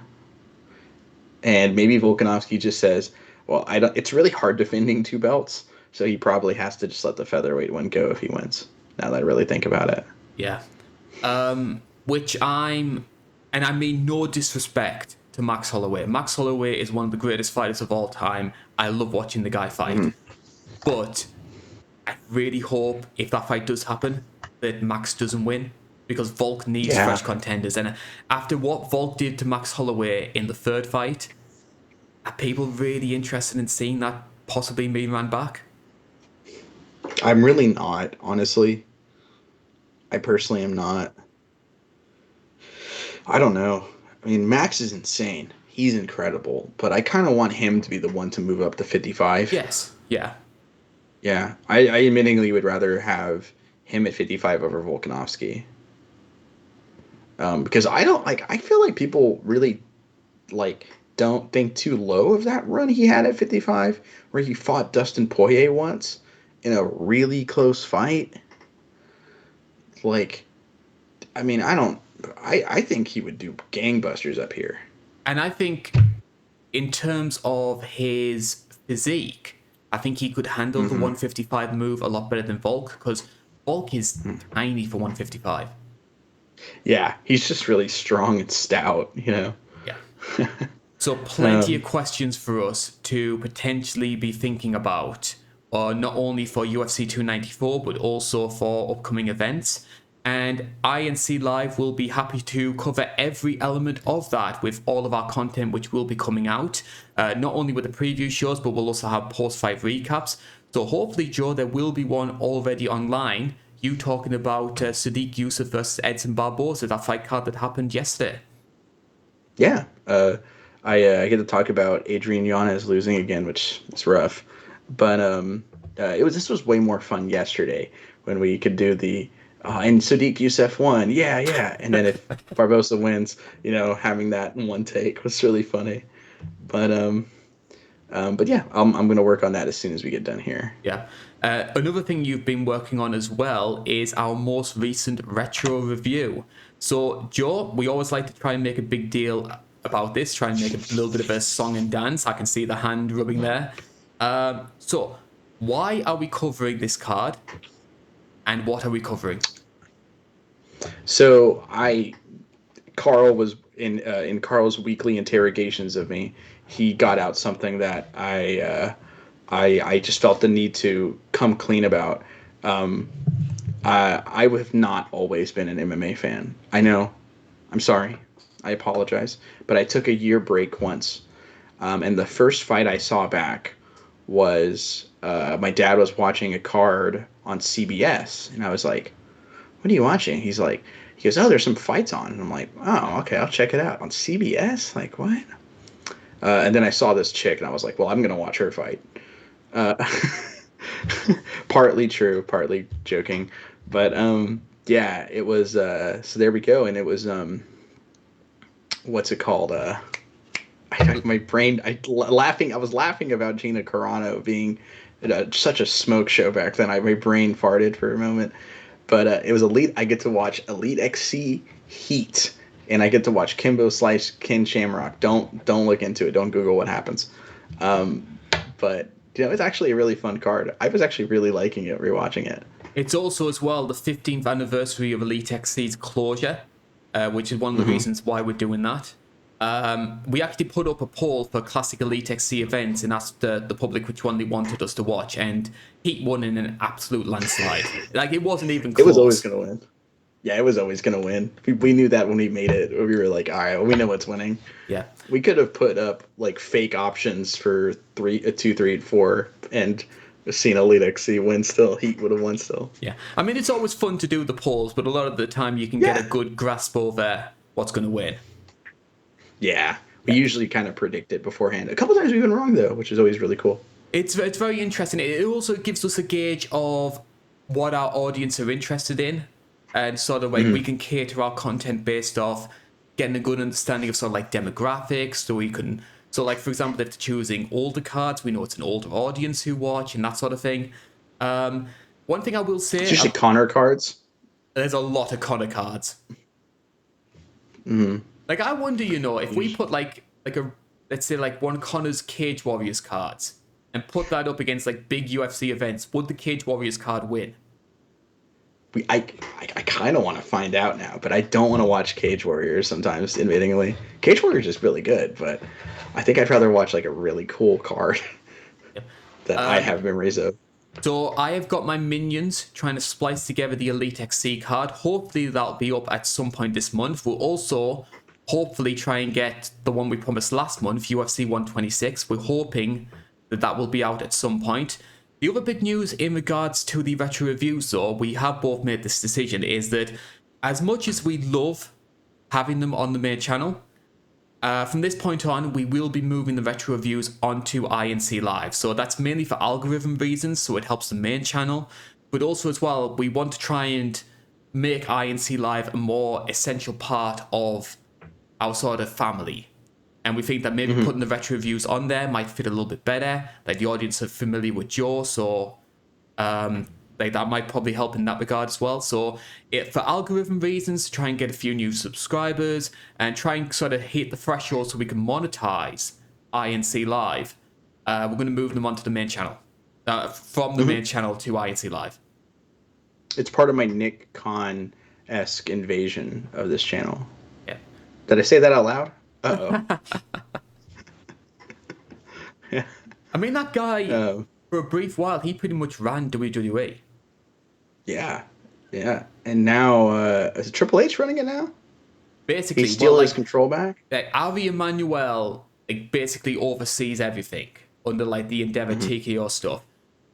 The story goes that Vince did the Endeavor deal with the aim of getting himself back in charge. But the company loved the job that Triple H did so much that Vince is basically out now.